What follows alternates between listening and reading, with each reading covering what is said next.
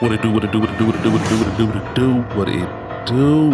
It's your player partner Ziggy2x, and we back at it again. Brand new day, brand new video, man. What's happening with a little Greg? We in this joint. What is today, man? It's Wednesday, October 8th. Man, I've been running about 30 minutes late like every day on these last couple streams. I ain't even gonna flex. Man, my bed been just put me in a headlock. I ain't even gonna lie. But we here. We doing this damn thing. I got coffee, so I'm gonna be up. We ain't leaving early today. We leaving right on time. Our usual time, right before 1 o'clock. What else? Tomorrow, if I do a regular stream, we're gonna have an update on the 3-Eye Atlas situation because they finally got a picture of that motherfucker from when it passed by Mars. Crazy looking shit. Also, damn, what was it? It was something else. Fuck, I can't remember. It was something else that was supposed to go down. My job on some lame ass shit. Why they say happy birthday to everybody but my black ass? Everybody got a happy birthday post except my black ass. Cause I guess I just don't tell everybody it's my birthday or whatever. But who gives a damn? Like, y'all supposed to know that shit. Y'all supposed to know it's my birthday. Y'all cut the check. Anyways, let's go on and get into the video, man. We got some controversial stuff here, man. We got some stuff that's updating us on some stuff that we already knew, some stuff that we didn't even know yet. Let's just hop on into it, man. We're gonna get right into the bullshit. You feel me?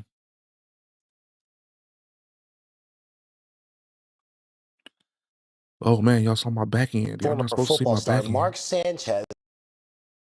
Of course, it is lagged recovering after he was stabbed in Indianapolis overnight. Facing three charges related to an argument with a 69-year-old man. Mark Sanchez is trying his best to hide a hot dog. I mean, that's probably not a good outlook for his job. As the great BFT commenter pointed out, there cannot be a worse hangover than waking up in the hospital recovering from serious stab wounds just for a police officer to cuff you when you're in the process of healing. Am I gonna make it, doctor? Yes, but you're also under arrest. Mark Sanchez was supposed to be calling a game between the Colts and the Raiders this weekend, and I'm about to say a sentence I've never uttered, nor did I think I would utter. An NFL broadcaster ended up in the hospital the day before his broadcasting duties because he had been stabbed, hospitalized, and arrested. Mark Sanchez is at the center of one of the strangest stories of the NFL season so far. Welcome to a very strange edition of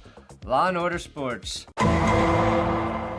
If you want to help fund my personal lawsuit against the Colorado Bar Association so I can be a lawyer again, please subscribe to this YouTube channel. We're about 2,500 subscribers away from 800,000. You're about to undisbar me, Colorado, and unlike Mark Sanchez. Just for the record, y'all, I've been following this dude for about 6 years now, it feels like.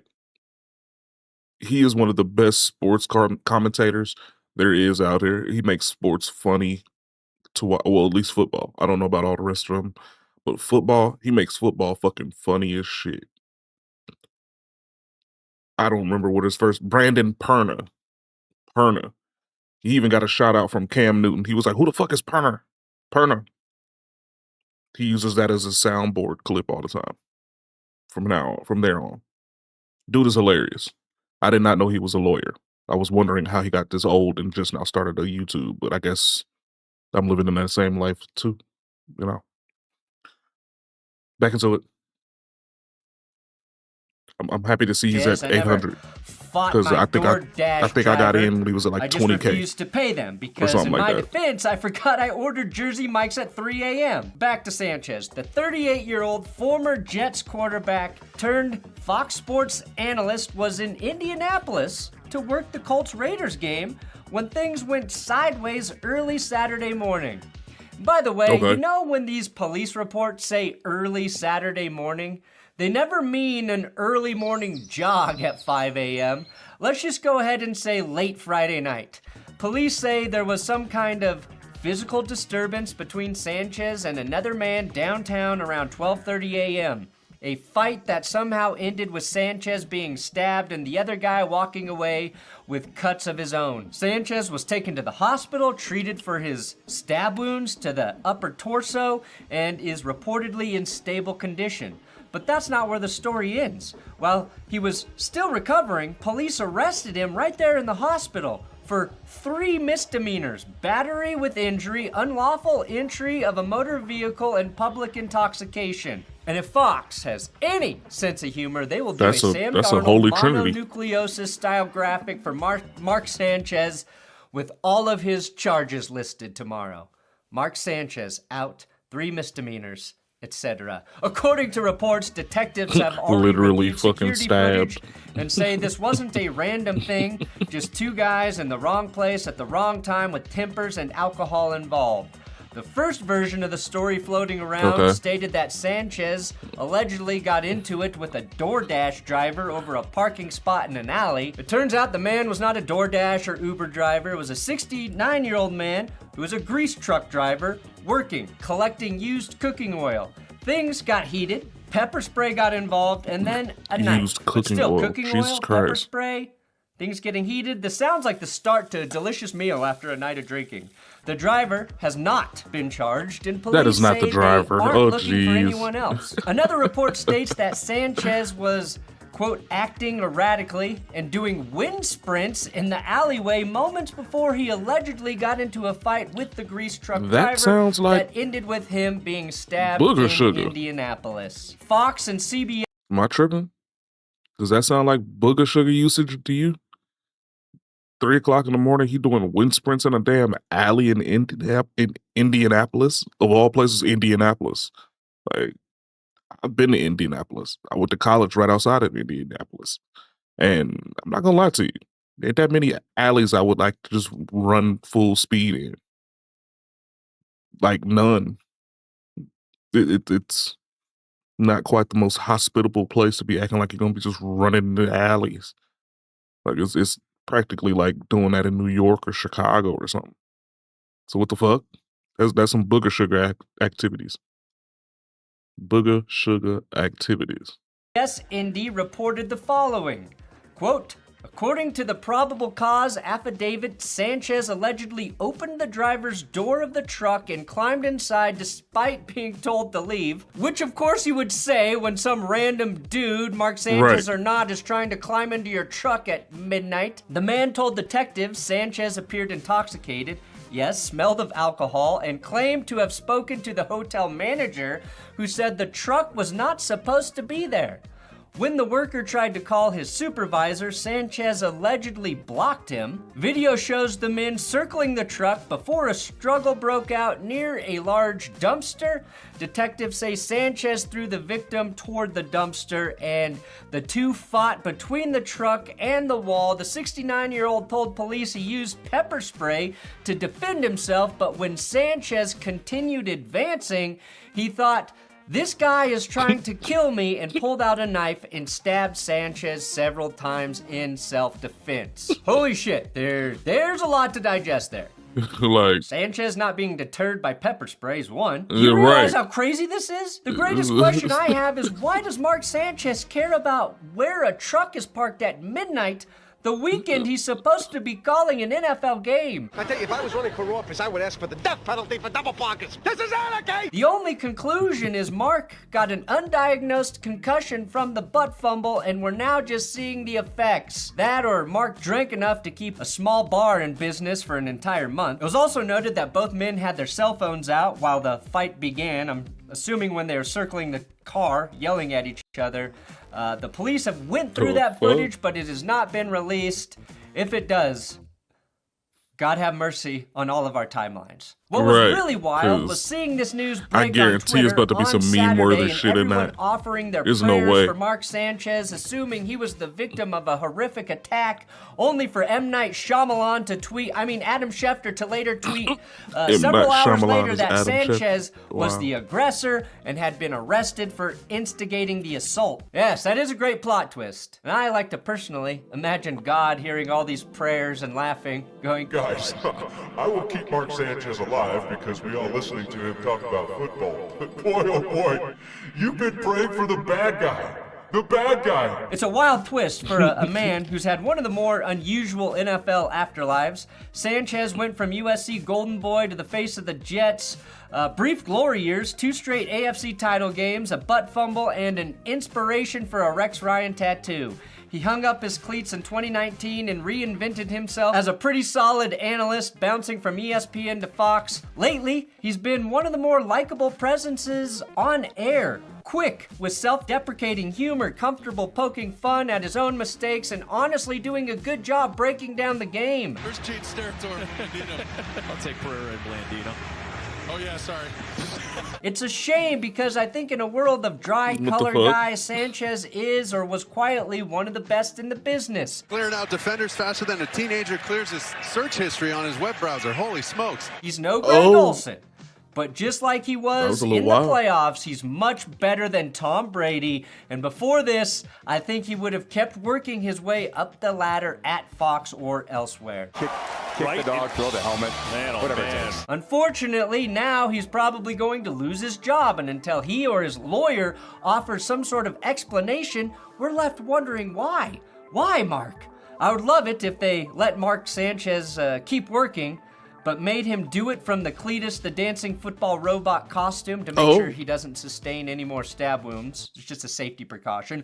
Or if he did it from the drunk tank in Indy at the police station.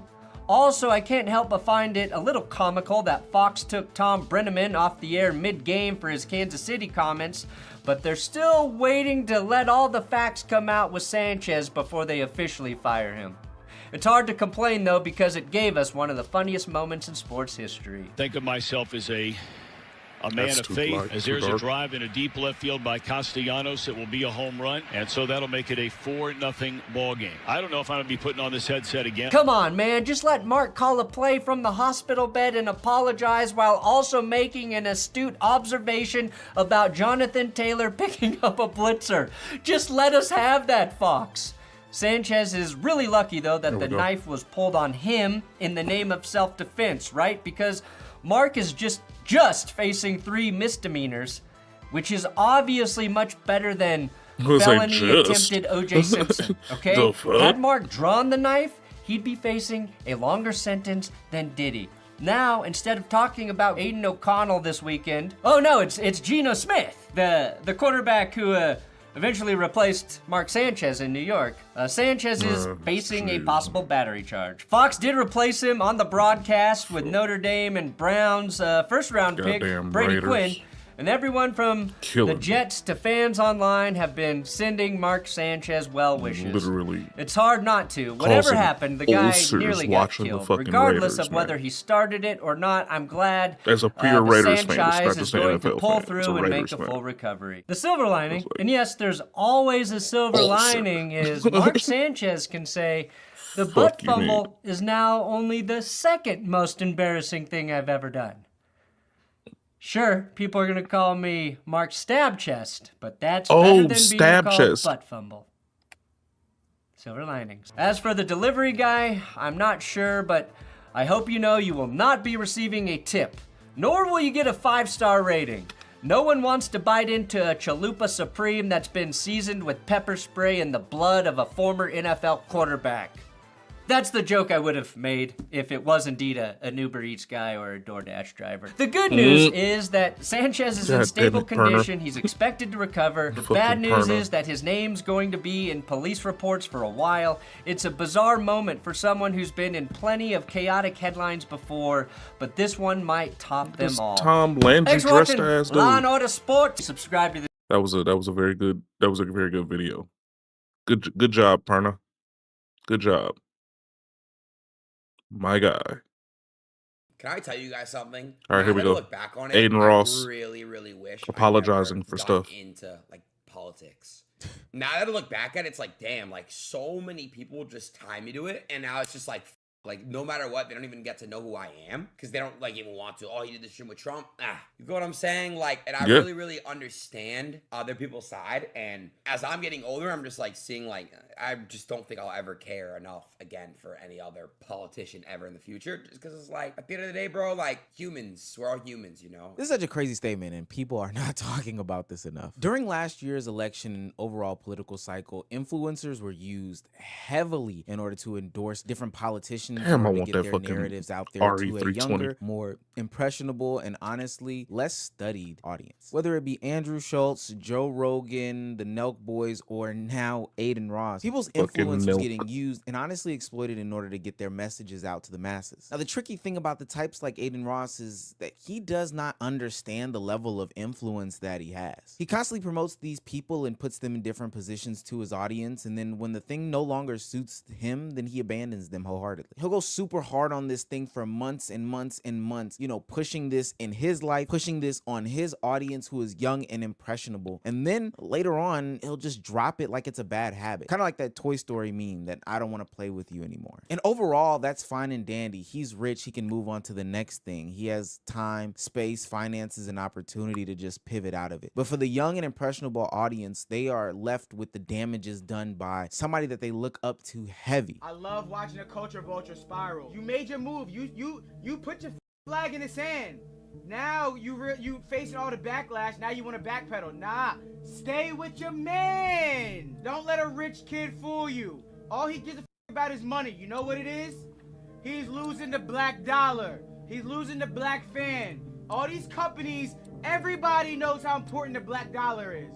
No matter how much shit they talk on us, they know how important the black dollar is, how important the black vote is. Whatever you want to, any field, the black blank, put it in there. It's important. It matters. Okay.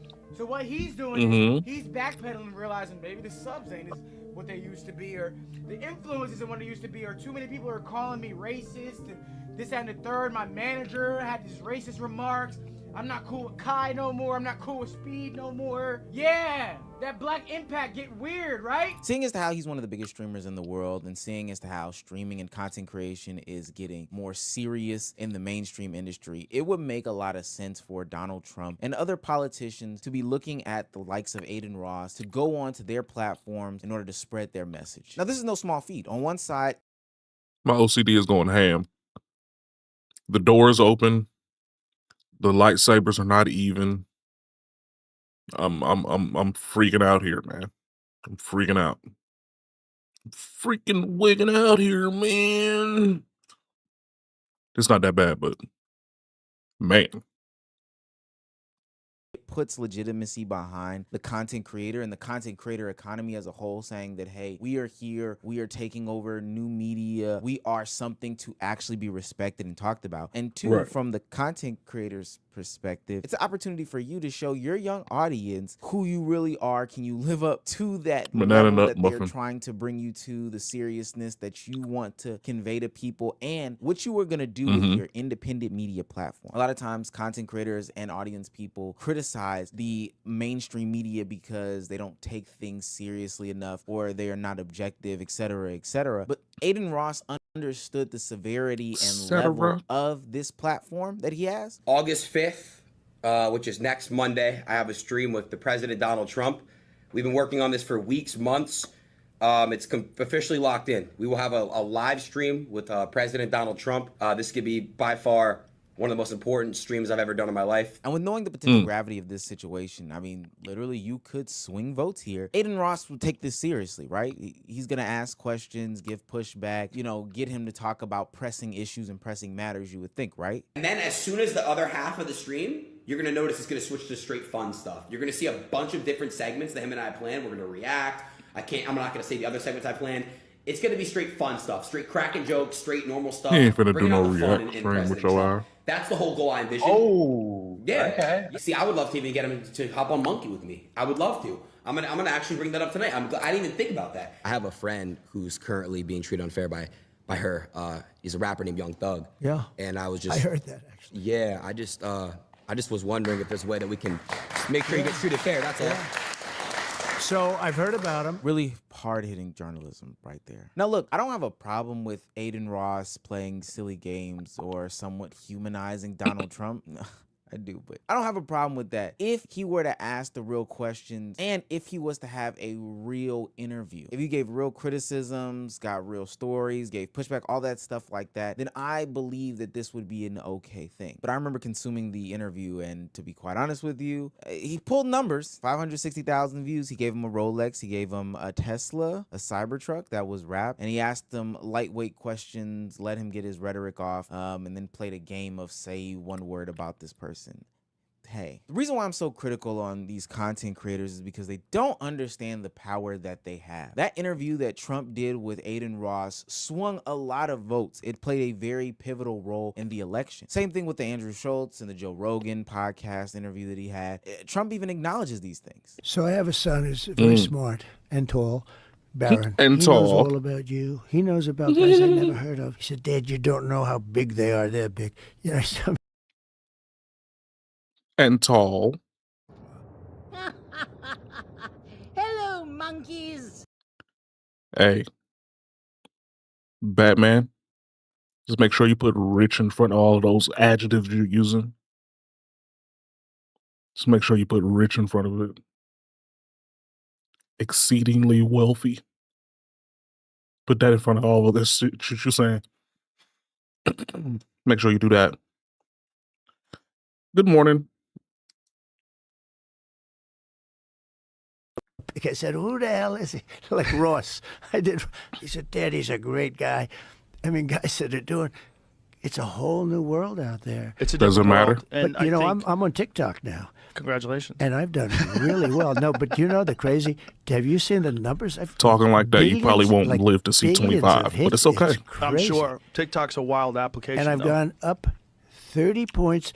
A Republican is always down 30 with young people. Trump is my best moment. The fact that I even if it's at 0.01%, Alex, the fact that I had a little bit to do with the election is crazy. And the fact that I got the president on a live stream. Nobody's done it live. Nobody. I was the first one to do it live. You have influence, but you need to use it wisely. And this is the problem that I have with Adin Ross, the Nelk Boys, and other content creators of the likes. Yeah, it's cool that you have the power to literally sway an election. That's perfectly fine and dandy. I would question and ask, have you done your due diligence on these parties? Or do these parties know about you, know about the influence that you have, and are using you to be manipulated? I think the question is no. Less than a year later, Adin Ross so is already sad. backtracking on some of his stances on Donald Trump, which would seem to be marking, to me, the start of another situation in which Adin Ross allowed somebody to come on his live stream, manipulate him to get to his massive audience, to push their ideologies, push their rhetoric, and get their shit off. You know, kind of like how FaZe Banks and the Crypto Bros did when they came on his platform to push big crypto,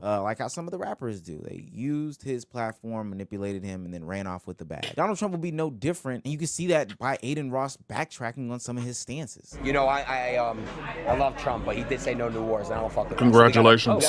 No, real shit. We need world peace in the world. Why do you switch up like that? Listen, man, I love Trump. I would love to talk In about your that own. person. I think I'm gonna make a I'll set it up. Oh, you are? You're an oil prince. On kick. Scrumming around and just chatting, looking for the people with 6 viewers. That makes a shit ton of sense. You can leave. I don't care. Think I give a fuck? You're not a sub. Nobody care about you.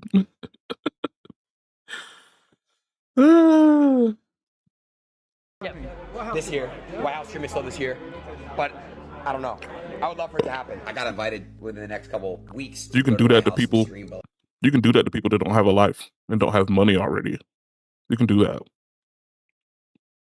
So, and they'd probably be, oh no, my one viewer is leaving. Oh God. Can't do that to me. Bro, I don't care. fucking know, bro. Honestly, I'm gonna be real with you guys. Like, I actually don't. I do this shit for fun. I just don't want to be in that politics shit at all, bro. But like, it's such an honor to go to the White House. You know what I mean? But like, bro, fuck, bro. I'm gonna wait. This seems to be a pattern developing with Adin Ross. One where he meets a guy who he idolizes, looks up to, gets really, really enamored with, platforms him to his young and impressionable audience. And then after learning more about them, or maybe promises not fulfilled, or I don't know, seeing a different perspective, he decides to backtrack on some I'll of those probably things. spend more than you make in a Andrew year Tate saga that he went through in weed monthly. Ago? Andrew, you know you actually helped me stop masturbating? Because every time that I would masturbate, I would think of you. And I'd be like, nah, this is not right. I'm gonna stop. Ew, Adin. What the fuck? I said I'm gonna stop doing this shit now. No, for real, you put it in my brain. Nah, I haven't done it in months. Swear to God. Andrew Tate went as far as to putting Adin Ross on his visitation list when he was confined to prison. Now, naturally, because Adin Ross seems to be a follower, he decided to embrace this guy heavily. Went on to different platforms and podcasts to endorse him while having a shaved head to show solidarity or support or trust when it comes to Andrew Tate. Back to the Tate shit. Have you been in contact with anyone on that side or anything since the fucking arrest went down? Nah, man, I haven't. And you know, it's crazy what's going on right now. I spoke on a Twitter space about it. This is where I'm at on it, man. You know, he's innocent until proven guilty. Yeah. You know, that's how I am. Tate, everyone, I know you guys have met him too. I'm gonna let you guys speak on your experience meeting him. But when I met him, bro, he took me in open arms, me and my whole entire crew, like literally all of us. And we would talk like basically off camera for hours and hours and hours about real shit, just real motivational life shit. And he's just, like I said, bro, he's to me, to anyone who's personally met him, I've never heard someone say anything bad about him. He's just very genuine. Adin is a young, impressionable dude. And I think a lot of young dudes are impressionable. This will be no different than, you know, the young guy who graduates high school, doesn't know what he wants to do, and pursues the rapper career or the singer career or the basketball player career because they're idolizing LeBron James, Drake, or Morgan Wallen. He goes to the extremes. He does cut his hair, does the push-ups and all this other stuff. But the difference is that Adin Ross didn't even have no body change. He didn't even have a body. He didn't even have no body morph. His body didn't change at all. He just took some hair off. The fuck? Has one of the biggest platforms for youth. He just in cut America. body hair off. It's just that simple. Like, he doesn't do vetting behind these guys. He looks at surface level things. And these people know that. That's why they are able to infiltrate his place in his space. Even though they don't necessarily respect Adin Ross. In that same Andrew Tate saga, Adin Ross was disrespected 50,000 times. Straight up to his face, to be honest with you. So because he's afraid and he's a coward, what else can you do but be a clown? And how do you be a clown? What do clowns do? They self-depreciate for your entertainment. They make a fool of themselves so you laugh. So why is he back on lean? For views, I guess. He may not even realize that himself. He's back on lean so he has something to talk about on his fucking stupid show. Don't trust your little fucking finger, little stubby fingers. You're trying to slip a note away. Give me it. Accountant. No, it's not that I don't trust you. I just don't trust you. Why do you not trust me? There must be a specific reason about me. Is it my nose? It's because you're a fucking Jew. No wonder Kanye blocked you. I like Adin, but he's a perfect example. He is a perfect example of why you can't give people money early. Well, look at him. He's a kid. He doesn't do any real work. He sits on streaming websites, fucking gambling, a dumbass. He keeps going on and off drugs and just being an idiot. Falling in love with whores, breaking up, and going on and off drugs, getting fat, putting on loads of weight. Like the guy's, he's too young to get rich. You can't give a kid a $50 million streaming contract. He's too young to get rich. You can't give a kid. I can't. This fucking predator. I can't, bro. I don't care. You're pissed. I don't care. I'm sliding with Sneeko, bro. I don't care. Which brings us back to the Trump conversation. Adin Ross is now seemingly backing away from his support of Donald Trump for a plethora of reasons, but I would honestly say that Adin Ross never knew anything about Donald Trump to give him his endorsement in the first place. It was just a cool thing to do. It was a cool thing to say, to be anti. It got you a certain group of friends, and because you are rich, it's not ultimately going to affect you, but there are real life consequences and actions. Damn, where Batman go? You say and support and empower on your supposed to be here running up the numbers. Adin Ross took that very lightly. He often takes it very lightly. I can remember when he sat down with Your Rage Gaming and literally talked about why he supports Donald Trump, and it was give me 3 reasons why Trump is better than Biden. I'm not saying you're wrong. I just want to know if you're actually talking and you're not just a bot repeating First shit. of all, what happened with abortion is ridiculous. You should not be able to tell a woman what to do with her body. That's first of all. That's a woman's body. You think Yeah, why are we doing this right now, bro, on screen? You're so brain dead. You're so brain dead. Okay. Wait, you think Biden was the one that wanted abortion to be? That's what you think? That's how that works? He's a president. He can, you know what I'm saying? He can not ban it. What do you mean? All right, bro. What does a fascist mean? It means you are a far right authorization ultra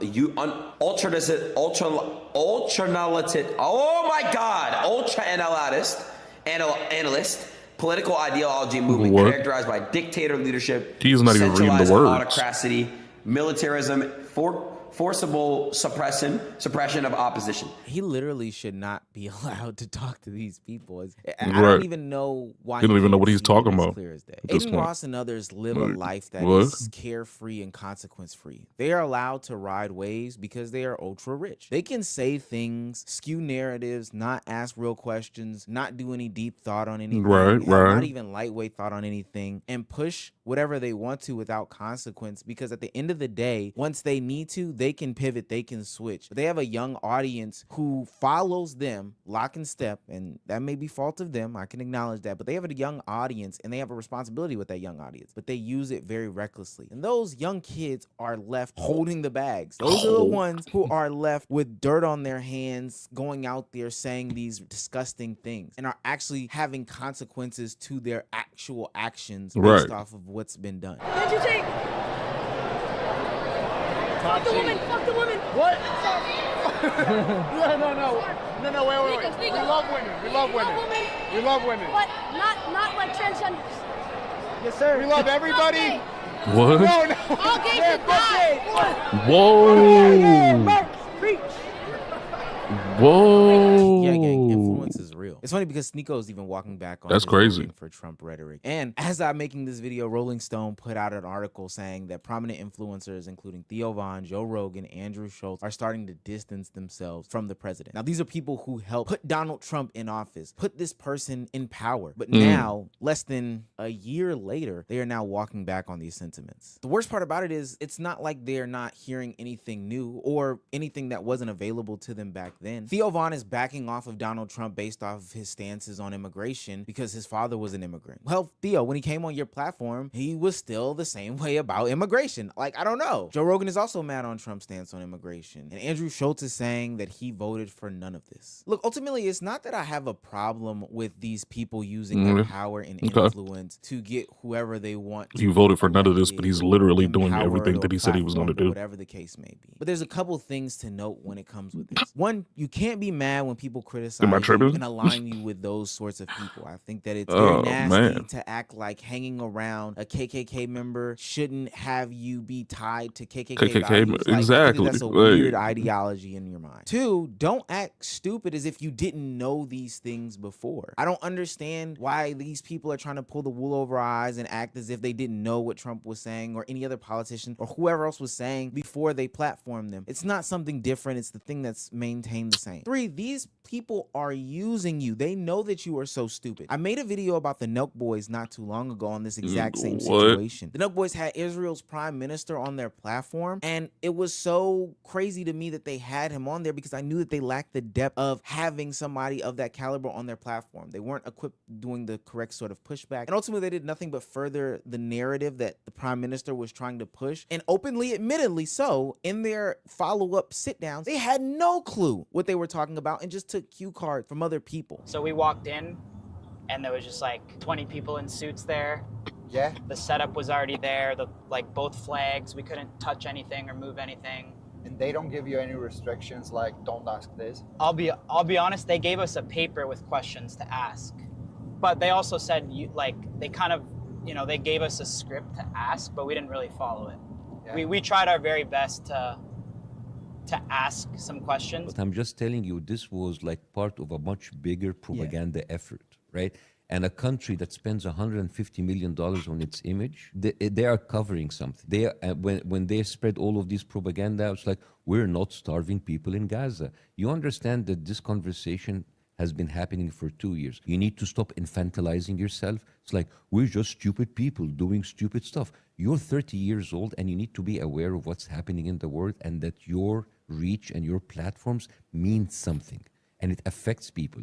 And I think the biggest reason why people were so upset for you, not because you brought someone and you didn't contest him, that it is the talking point that he used is the same talking points that have been used for 2 years to kill thousands of people. It's time for us to start holding these streamers accountable and these content creators' feet to the fire. You don't just get to discard these things when they no longer suit you. And for a long time, we've let influencers and content creators get off this same tired-ass gimmick, but it's not gonna fly anymore. I've heard a lot of people use the excuse that, can't you see, Adin Ross is only doing this because he's seeing what's happening to people like Kirk that go out in public and speak. I don't think that anybody in their right mind is thinking that what happened to Charlie Kirk is going to happen to Adin Ross if he continues to endorse politics. I don't think that people even attribute Adin Ross to politics heavily. I think that this is just another one of those situations in which Adin Ross got manipulated and is now using that as some sort of bail or scapegoat in order to get out of the responsibility that he has for the actions that he did. Platform him, but vet him. Ask real questions. Do your research and do your due diligence. But you need to be real with yourself. If you don't have the depth and the knowledge to platform these guys, then you probably should not do it. I applaud the content creators that turn down situations in which they can clearly see they are about to get manipulated by the people asking to be on their platform. Your platform is bigger than mainstream media. Use it like it.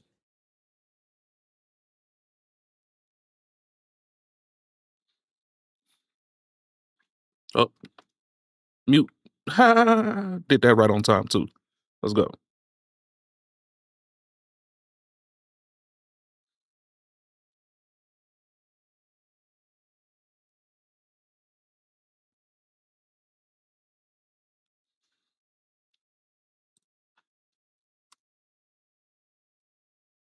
New video.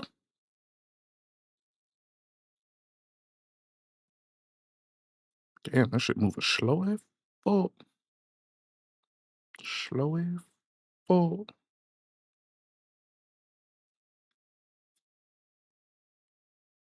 Oh no. What have we done? Oh no. Just too many fucking windows open. Oh jeez. Oh no.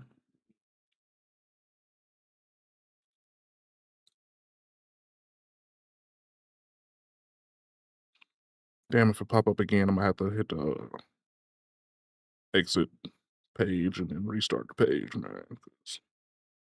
'Cause this is getting kind of. Yep.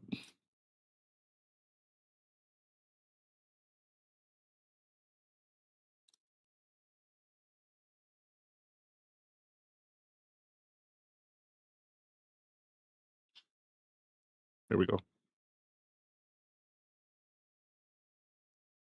In 2025, Chris Brown was having his concert at SoFi Stadium in Los Angeles.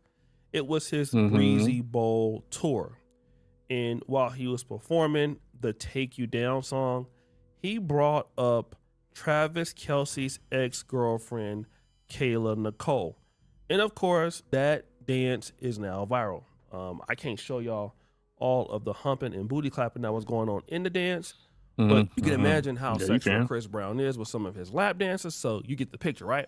But again, you know, a whole bunch of women were, you know, oh yeah, that was fly. I wish that was me. You know how ladies are.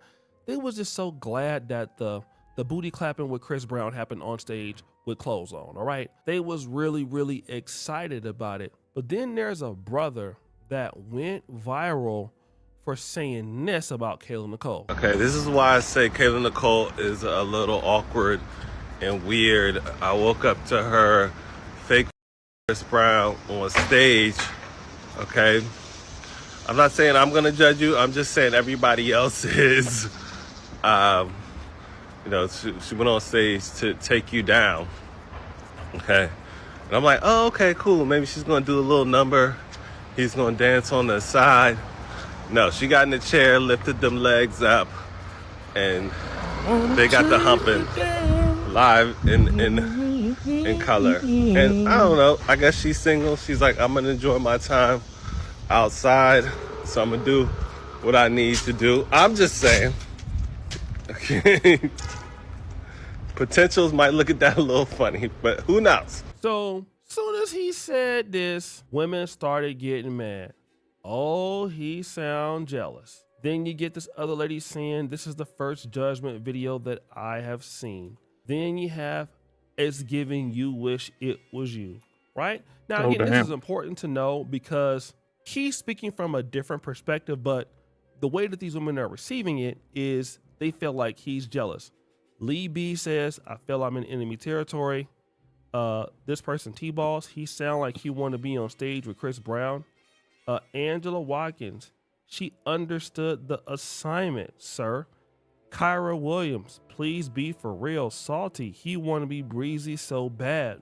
Oh. And I find this to be interesting because, you know, whenever a guy, you know, gives an opinion on something like this, it's automatically that you jealous and you want Kayla Nicole and you wish it was you and now you really want to be like Chris Brown, right? And that wasn't the only person that came after a video like this, right? You have other ladies who said this. For some of y'all to come on here talking about, oh yeah, that's why Kayla Nicole didn't get a ring from Kelsey, this, who the that right now? This girl is single.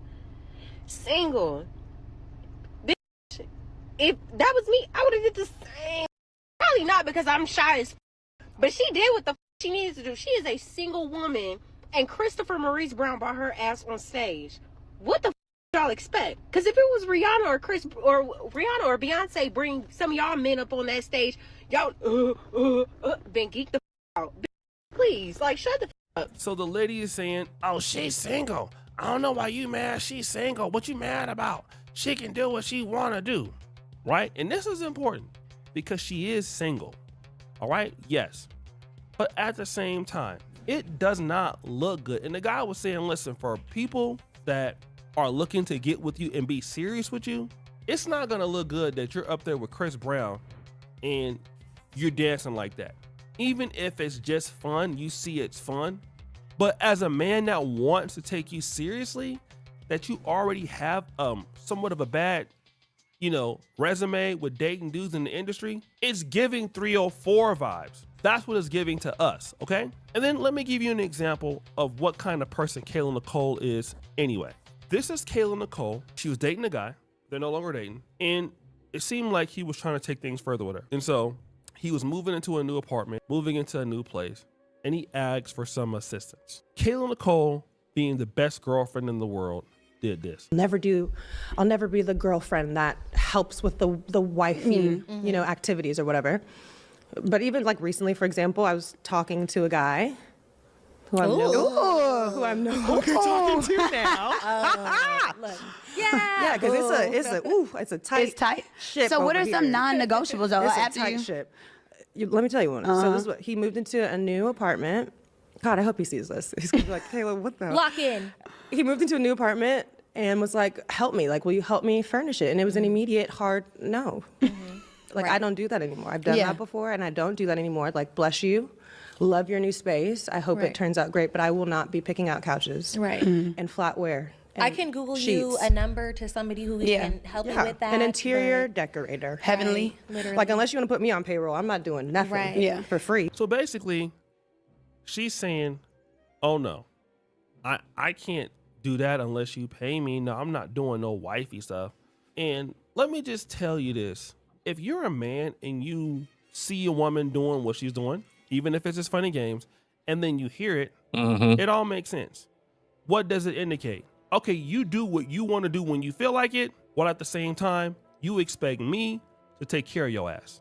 All right? So this is why somebody like Kayla Nicole can't keep a Travis Kelce. Like, oh, she's single, she can do what she wants. Yes.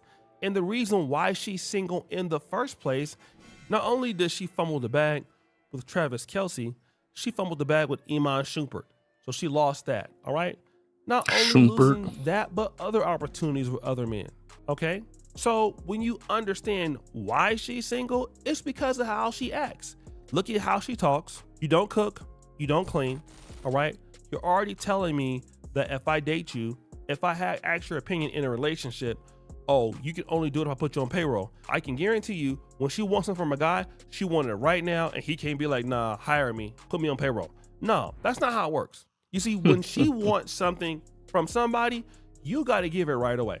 And that is exactly how it is. When you want something, then you get it. You get it right away. But when it comes time for you to give or to be what a man wants, you can't do that. So then you get to be, get to get your clout. You get to get with Chris Brown for like 30 seconds. And then you get to get sent on your way like the rest of them. Then sit back here and try to slay, try to look very beautiful in the gym working out. But it's not gonna matter because that will only get you in, but it can't keep you. See, that's what a lot of ladies don't know, is that the game gets mental. Let me give you an example. There's so many quarterbacks that have super arm talent. Jamarcus Russell, cannon of an arm. Cordell Stewart, real arm talent, right? Michael Vick, he was better than all of them. But it's not all about running around throwing the football. It's about understanding the game, how to work with your team, how to be a leader, how to read defenses. So you get a guy in there like Tom Brady and Peyton Manning. They don't have to have the best arm strength. They just have to have NFL arm strength, okay, and beat you. Russell Wilson. They don't have to have elite arm strength. They can have enough. Russell Wilson has a very good deep ball, by the way. Doesn't have to have extreme arm talent to win. So now you get somebody out here who is concerned about putting their effort in, will take their game to another level, and they don't have to have all of the bells and whistles to beat you. The same thing with Kayla and Nicole. Most dudes that get married don't get married to chicks like her. When you get a wife, somebody who wants to be in a relationship, it's not all the time you're getting somebody that's super thick, super fine, super bad. No, you're getting with somebody who wants to be in the system, somebody who wants to work with you, somebody who cares about what you want, okay? Somebody who cares about what you want. Do you care about what somebody wants? We're going to answer that. And Kayla Nicole clearly wants to do whatever she wants to do. Kayla Nicole clearly wants to do exactly what she feels like doing, okay? And so when you do that, guess what you get left at? Alone. I don't care how fine you are. I don't care how good you look. If you're not going to do what somebody else has, especially if that person has more than you, you're not going to be able to be there. You're at a weak negotiation spot. And that's the thing about a lot of women in the date market. They underestimate their leverage or overvalue it. Women do have leverage, and it's from person to person. But your leverage comes when you have something or you're willing to offer something that somebody else doesn't have, okay? You're willing to give something that somebody else doesn't have, and it's not easily given or gotten someplace else. That's your leverage, okay? The more successful a man is, the less leverage a woman typically has, unless she's also very, very special like Beyonce or whatever. But if you're Chris Brown, Kayla Nicole has absolutely no leverage to deal with him. None, for example, okay? So, but if you want a guy that's successful, you're gonna have to be concerned about what that man wants. That man already has what you want. But you're telling him that you're not gonna do this with him on payroll. That's easy to get rid of. You're like, what? Nah, I'm good. You're good. You can go. You can go away. Please go away. And that's exactly what happens. It happens all the time. They get mad about it. They get upset about it. And Kayla Nicole just proved it to the world why she's out here getting her cheese slapped. So guys, what do you think? It's your boy O'Shea D. Jackson. Back at it again. Another episode of The Celebrity Drunk. Which is for all you do. Subscribe to the bell. We out.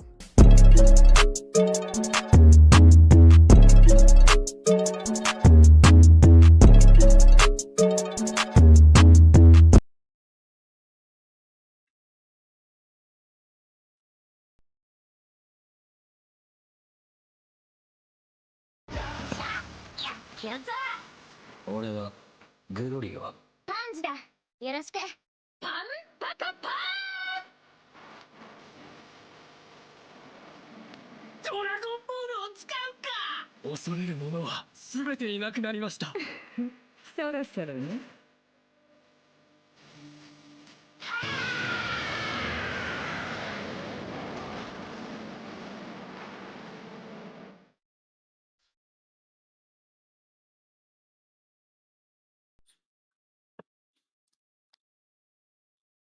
The advancement in AI sex dolls makes me very, very weary. Yeah.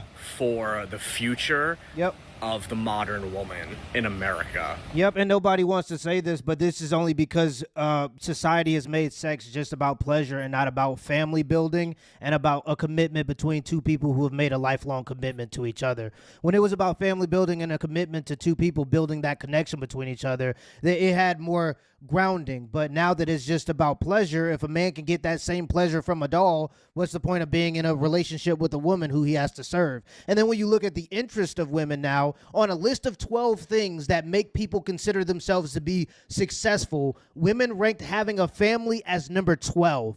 You have to understand that. So women don't want family, so then that just makes it all about pleasure. And if a man can just get pleasure from a doll, why would he need to cater to a woman when he could just get it from a doll?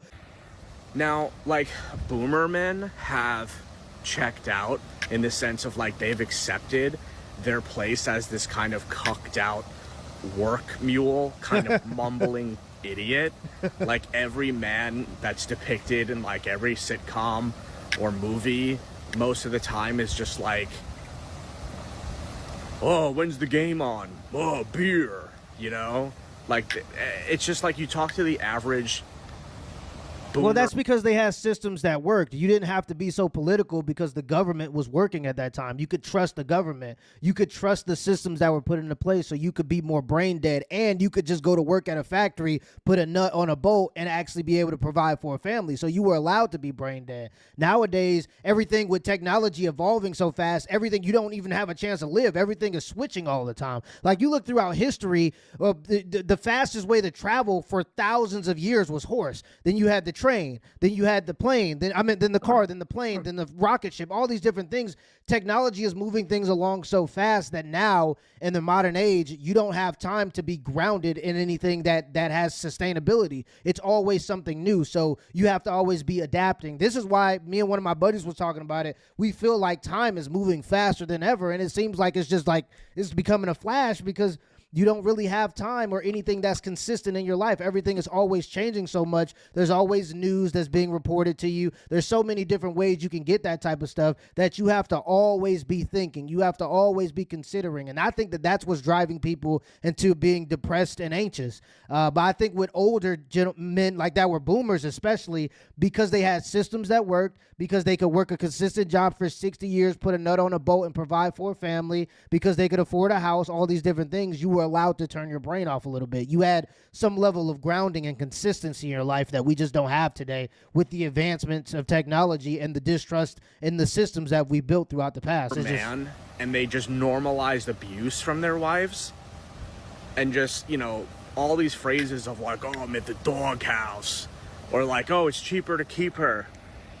And, you know, they'll tell you things like, that's just how marriage is. And like, my whole life growing up, like all the couples that would come in and out of my parents' restaurant, and they would say to 10-year-old me, like, oh, Aunt, when you grow up, don't ever get married.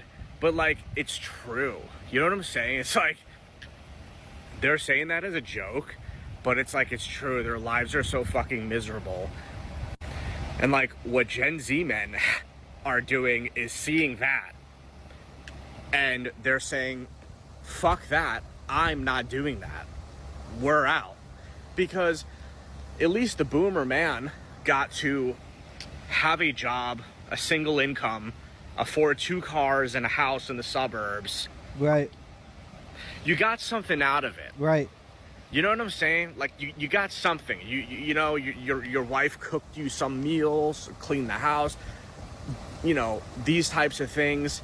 And that was the contract that young men had with society. It was that if you work hard and you be productive and you trade your freedom for responsibility by taking on the burden of a family and going to work every day, you could potentially own your home. You could have a livable wage. If you were willing to go fight and die in war on behalf of the country, you at least have a plot of land you could call your own, and your wife couldn't just divorce you and take half all your stuff just because she's not happy. But now, because that contract has been broken, young men have no incentive to be good. Young men have no reason, as of now, to invest into society that no longer values the soul of a man. That's just the truth of the matter currently. You got a little something out, right? So that's why. So they're giving up on it. Boomer men have just accepted their place in this kind of cucked out role they've fallen into, because you got something with it. You know what I'm saying? Gen Z men are getting nothing out of it. You see this proliferation of just blatant anti-man themes and rhetoric and branding. I love all the pop girls. I do. I love Chapel. Dude, I literally skated onto Chapel Roan's music video 2.5 months ago, where she fucking laid in that fountain with her whole head in it. God bless her. I hope she didn't get fucking herpes from that. Yeah, you don't have to justify yourself. Pointing out misandry doesn't mean you hate women. Any rational person will understand that. We have to stop having to qualify for retards in society that try to equate basic information and basic observation to you hating women or some other group of people just because you're observing, especially a hatred that women definitely have for men, even in pop culture. It's just blatant at this point. He's right. I'm from Renewal by Anderson, and we've helped thousands of customers who are on a budget get our windows and doors for their... Fuck out of here. I love you buying no windows and doors from your ass. I don't give a shit. I'm coming from a place where I've dissociated. I've checked the fuck out. And I'm just kind of in observer mode. Yeah. And what I observe is like, yeah, the average boomer man got to enjoy a world where there was always like feminist types of things, but it wasn't just everywhere out in the daylight. It wasn't just blatant man hate like it's become today. So it's like Gen Z men see this, they're like, fuck this. Like what there's nothing to even gain. There's all this rhetoric, I don't cook, I don't clean. And this has come from me. I don't even want kids. I don't even see myself being married. And I think more and more men are heading that way. I'm not saying I'm just gonna fuck a doll, but my why not? Is that it's a problem with you, man. You give a man like a fucking ball and a stick, they can like entertain themselves for hours. Yeah. Women don't work like this. You give two boys, right? You give even adult men, right? You give 2 adult men a fucking rubber ball, they'll find a way to entertain themselves for hours. You give 2 girls a fucking rubber ball, they might just like flick it, be like, oh, Tracy, I don't know, I want to go home, I'm tired. Like, we're just wired so differently. I'll say this though, I've seen 2 women talk about absolutely nothing for hours. They have the ability, ladies, women, they have the ability to talk to each other about absolutely nothing for hours. And it's crazy how they could just not know each other at all and then sit down and then talk about absolutely nothing but like personal experiences and just, you know, maybe even a little bit of drama, sprinkle in some drama and pop culture in there, and they could just talk for hours. Like for guys, I could do that, but I need a guy that's interesting. I'll maybe be able to do that a little bit about sports and other topics, but if a guy's interesting, I could do that. I could have that conversation. But there are just some guys that are just not good. They don't really have good conversation, and that's fine. That's where the ball would come into play. But I do have to say, I have seen women be able to sit down and entertain themselves for hours just by talking about essentially nothing. and it's like what I've observed is like, my God, women don't actually realize how much they do depend more on men for intimacy than men do for women. No, yeah, that's true. That's true. 100%. So it's like you hand a man a fuck doll that can do all these elaborate fucking things. Oh my God. Expand on that. Like, most men expound on that part would be okay with that for the rest of their lives. Yeah, like an AI with like the consciousness of like ChatGPT and beyond that can like do things and like fuck you.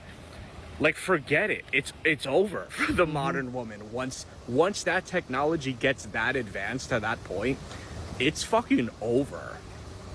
Like Gen Z men are either marrying foreigner women who like cook and clean and do all these like, you know, traditional role type of things, or they're gonna fuck an AI doll. Literally. Women don't buy fuck dolls. Men do. Yeah, it's because they get a little bit of pleasure by having men do things for them. Women are powerful. They're so powerful, in fact, that they can have things done on their behalf while not even moving a finger. And it's because they have power over the apex predator in nature, and that is men. The only issue is eventually men are going to start saying, there's no need for us to do things on these types of women's behalf if these types of women don't value family. Men like to do things for women who are respectful and virtuous. If women choose to not be virtuous and hate men, eventually men will stop allowing themselves to be used by women. And if this sort of technology comes into play, that's going to happen a lot quicker. Women resent the fact that they have control over men through sex, but it's what actually gives them power. And I don't think that they understand that. But yeah, what he's saying is absolutely true here. If this technology does come into play, there's going to be a lot of men. Now, me personally, because I want to build a family, I want, obviously, a real woman. There's going to be that fraction of men still. But because for most men, family is completely off the table because women don't even value it anymore, they're just going to settle for the doll. I think that that's true. And once that happens, women are not going to have as much power in society as they do now because men, they won't be able to leverage sex over men. And I don't think women understand how truly powerful that is for them. Women would not be satisfied with a fuck doll. Look how unsatisfied and how much they hate human men. You think they're going to be satisfied with a fucking fuck doll? What I'm saying is, like, women lead because they are the gatekeepers of sexuality. They lead with intimacy first. I need to have the psychic, emotional connection with you before I open the gate to be physical with you. And to continue what I was saying a little bit there about how women like even just think of it like this. If a woman has $1 million, she still wants a man that has more money than her because she wants to use the man's money. So even if she's able to do it by herself, most women would prefer a man do it for them because they get a sense of power and a sense of superiority and connection. And it's like, I don't know, it's just like how they, it's just like a woman being a woman. They want to be able to have men do things for them. That's how they see themselves as powerful. So even a woman who has the resources to do things by herself still wants a man that has more than her to do the things that she wants to do for her on her behalf. That's what I'm saying. So just broaden that out to society, and that's pretty much how women get leverage over men. They have the leverage of reproduction, and once they just choose to not be reproductive anymore, well, then men are just going to go, oh, well, what's the point of doing things for you now? And men are the opposite. Men lead most of the time with the physical aspect.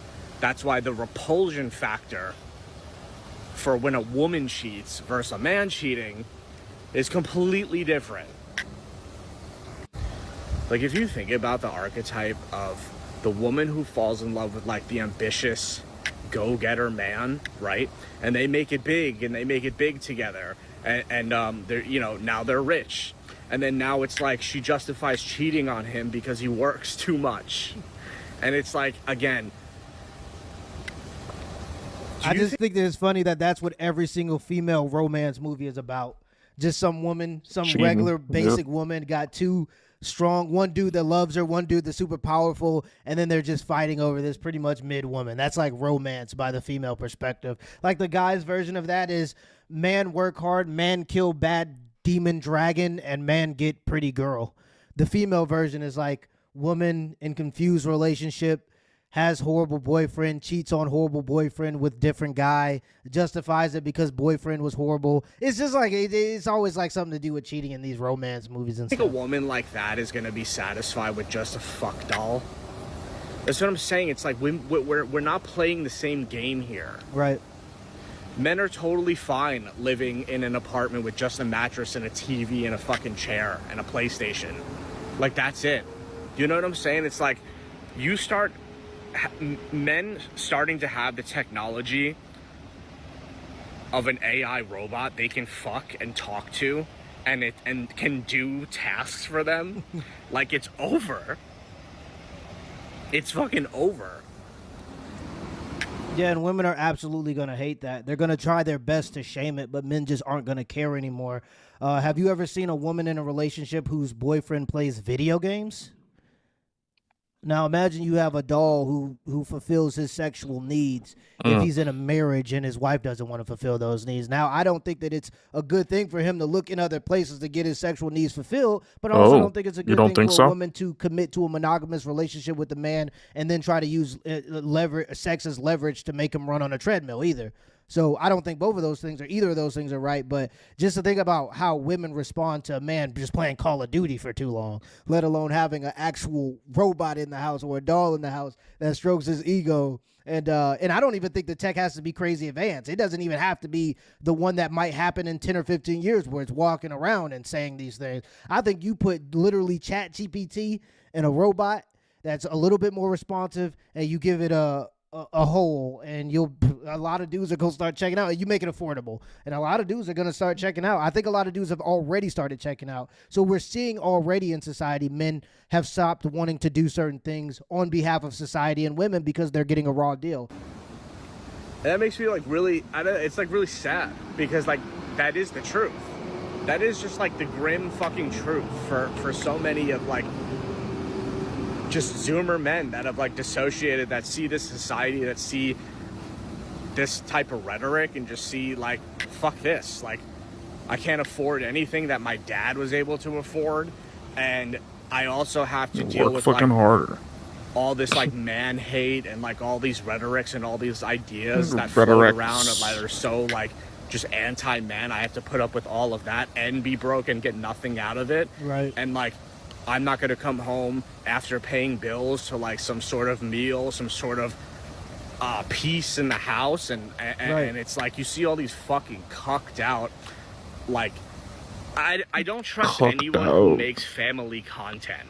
And you see all these guys that are like, your wife is your partner, not your mom. Your wife is your partner, not your... It's like, so gay. Like, that's a fucking horror movie in real life. And, that's just unfortunately what I observe happening. That's the trend happening. And then it's like, I don't know. So men obviously seek psychic connection, emotional connection too. I'm saying this as somebody, it's funny because I'm on the opposite side of the spectrum, I feel, where it's like, I'm kind of worse than a woman in terms of needing a psychic connection, needing an emotional connection before I fuck somebody. Having a chronic illness and going through a lot of medical trauma will do that to you. See, like, men don't really access their emotions and psychic ability until they've been fucking traumatized. So this is me speaking from the other side, where most men, and I'm just saying like as a man, because I'm still a man,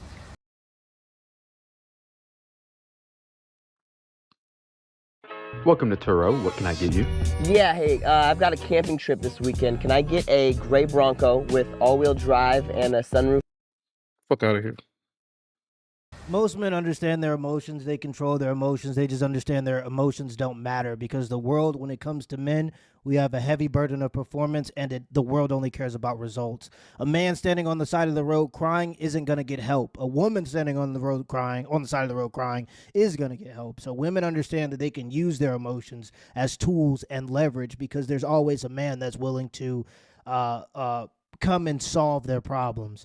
Men don't have that luxury. So just because men don't outwardly express their emotions doesn't mean they don't understand their emotions. We just have to learn to compartmentalize our emotions and express them through other ways, and usually that's productivity. So basically, if you get cheated on by your girlfriend, you can either sit in the shower listening to Drake and cry, or you can use that, harness that energy and maybe even resentment that you feel and go to the gym and improve yourself. You have two different options. The guy who does the second thing, he compartmentalizes his emotions, he channels it into passion, and then goes and expresses it in the gym through motion and, you know, through some sort of physicality or expression of art. He's going to be the one that's better off. And I think that that's the better way for men to express emotions, not just sitting around crying or, you know, just feeling them or whatever people say you should do. What I observe and what's the truth is like, yeah, most men really don't care all that much for that. And you give them a piece of technology that can satisfy what they do care about. Fuck that. It's over. Yeah. I don't know. I don't know what the future is. Say what you want, but the guy is right. Whoever comes out with this technology first is going to be a trillionaire. I personally don't like it because I think that there's a bigger issue, and that is a disconnection between men and women, and I don't think that this is necessarily going to help that disconnection, but at the end of the day, when it does come out, I'm just reporting what I see. When it does come out, there's going to be plenty of men that sign up, especially if it's affordable. Let me know in the comments below if this video is a W or L, and give me the HBO special. That's up without special. Hit the like and the subscribe button for more content. Till next time. Special.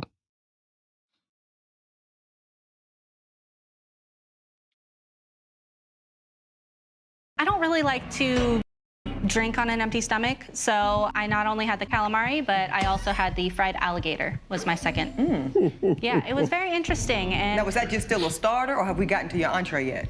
No, that was just the starter. Finally, Yes. we get on a dinner date, and you concede, Mr. Sutton, that you don't like coffee. Let's go to dinner. I said let's go to drinks, not dinner. So you're telling the court that you said nothing about dinner. All right, you let's said go. let's go to drinks. I said let's go to drinks. Ms. That's it. Collins, did he say let's go to drinks? Oh, Apparently, she was about to Ebony say- K. oh, Williams has okay. a court show out there, and this case that she's presiding over is one of the pettiest court cases I have ever seen. Mhm. Yet, perfectly shows how ridiculous, how volatile modern dating has become today. So I'm not going to spoil much for you guys. I want to watch it with you. I want to have some fun with it. There's a lot of chaos in Yeah, let's this. have some fun with it, So man. I'm Come going on. to dissect it sparingly, but we're going to have some fun here today. So without further ado, Cheryl Collins claims she got stuck paying the bill after a first date snuck out mid-meal. Jason Sutton says he invited the plaintiff for drinks only, but she showed up late, then ignored him, so he bailed. Good day. Oh, I see shit. I've got Here we go Cheryl again. Collins here as my plaintiff and Jason Sutton Damn, as who is my this back here in the defendant. back? Ms. No, Collins, no, I not see her, you are not her. suing Mr. Not her. Sutton for $218.69. Why are we in court today, ma'am? $18. Well, Your Honor, What? Hold up. last May the 20th. She said Why who? are we in court today, ma'am? Collins here as my plaintiff and Jason Sutton as my defendant. Ms. Collins, I see you are suing Mr. Sutton for $218.69. $218. Okay. Why are we in court today, ma'am? 69 cents. Well, Your Honor, last May the Real quick. She fine as hell. She is too. I got two little baddies. 20th, Mr. Sutton here invited me Why'd out she on have a a cape date on? and then proceeded to walk out on the tab. This man asked you to go with him on a date, and then he left before the bill came? Yes, ma'am. Uh-oh. Tell me more. Let's start with Sensational. how did y'all meet? How do you know this man? So, I'm a social media influencer, and Really? Mr. Sutton, the defendant, Are you? came on my He Really? slid into your DMs. Yes, Okay. essentially. And we were discussing and we were talking for a couple weeks and we were just chatting over the phone. And he originally asked me out on a couple dates. First one being coffee and the second one being ice cream. So those dates took place? No, ma'am. Oh. I don't drink coffee, first off. And secondly, I'm lactose intolerant, so What does that we have did to do not with coffee? Nor did we did ice cream. So Plus, you declined those dates? yes, Your Honor. Okay, continue, ma'am. Well, after we had continued talking, he shortly after decided to ask me out on a date. And we decided on dinner Friday at 5:30. Unfortunately, our original timing did not quite work out with my schedule. I had to reschedule on him twice. First time being with work, I was on a fashion shoot, and my shoot lasted a little bit longer than I was anticipating. That happens. So, Because this is how you pay your bills, I assume, ma'am. You're a full-time influencer. Yes, Your Honor. And I do think sometimes people hear that, Ms. Collins, and they can be dismissive. But the reality is some of these social media influencers are making over $100,000 a year. So, and you're presenting very beautifully to the court today. So this is, something that's lucrative for you. So you do have to show up to these things. Yes, Your Honor. Okay, so your shoot runs long. You have to reschedule. Yes, that was the first one. Second, I ended up having to reschedule on him a second time because. Yeah, so now you playing with this man. You playing with this man time. Thank you. Yeah. He does live nearby, so I tend to go over there and take care of him every now and again. Okay, so there's 2 reschedules. He's understanding, I suppose. And then how do you actually get on the date? there's 2 reschedules, but there's also 2 dates that she said no to. Right. I'm keeping tab. Right. Well, eventually our schedules ended up working out and we were able to make it on time. Great. So we scheduled for 5:30 on a Friday and I was a little bit late. How late, ma'am? We scheduled for 5:30. I showed up at 6:15. 45 minutes late. Mr. Sutton, I promise you I did not fail math. Thank you, sir. I appreciate that. Okay, 45 minutes late, ma'am. That's not a little. Go ahead. I got stuck in traffic. Ma'am, come on. Come on. Please, go Right. ahead. So I showed up at 6:15 and that was when our date proceeded. And how was his energy when you showed up 45 minutes late? Because this is the first time y'all are seeing each other in person, correct? Yes. Okay. So you can see that doesn't make like a great impression. So to the It's extent he horrible. was excited to see and meet you finally, that might be compromised after 45 minutes of waiting on someone? Yes, ma'am. Okay. All right, but you get there.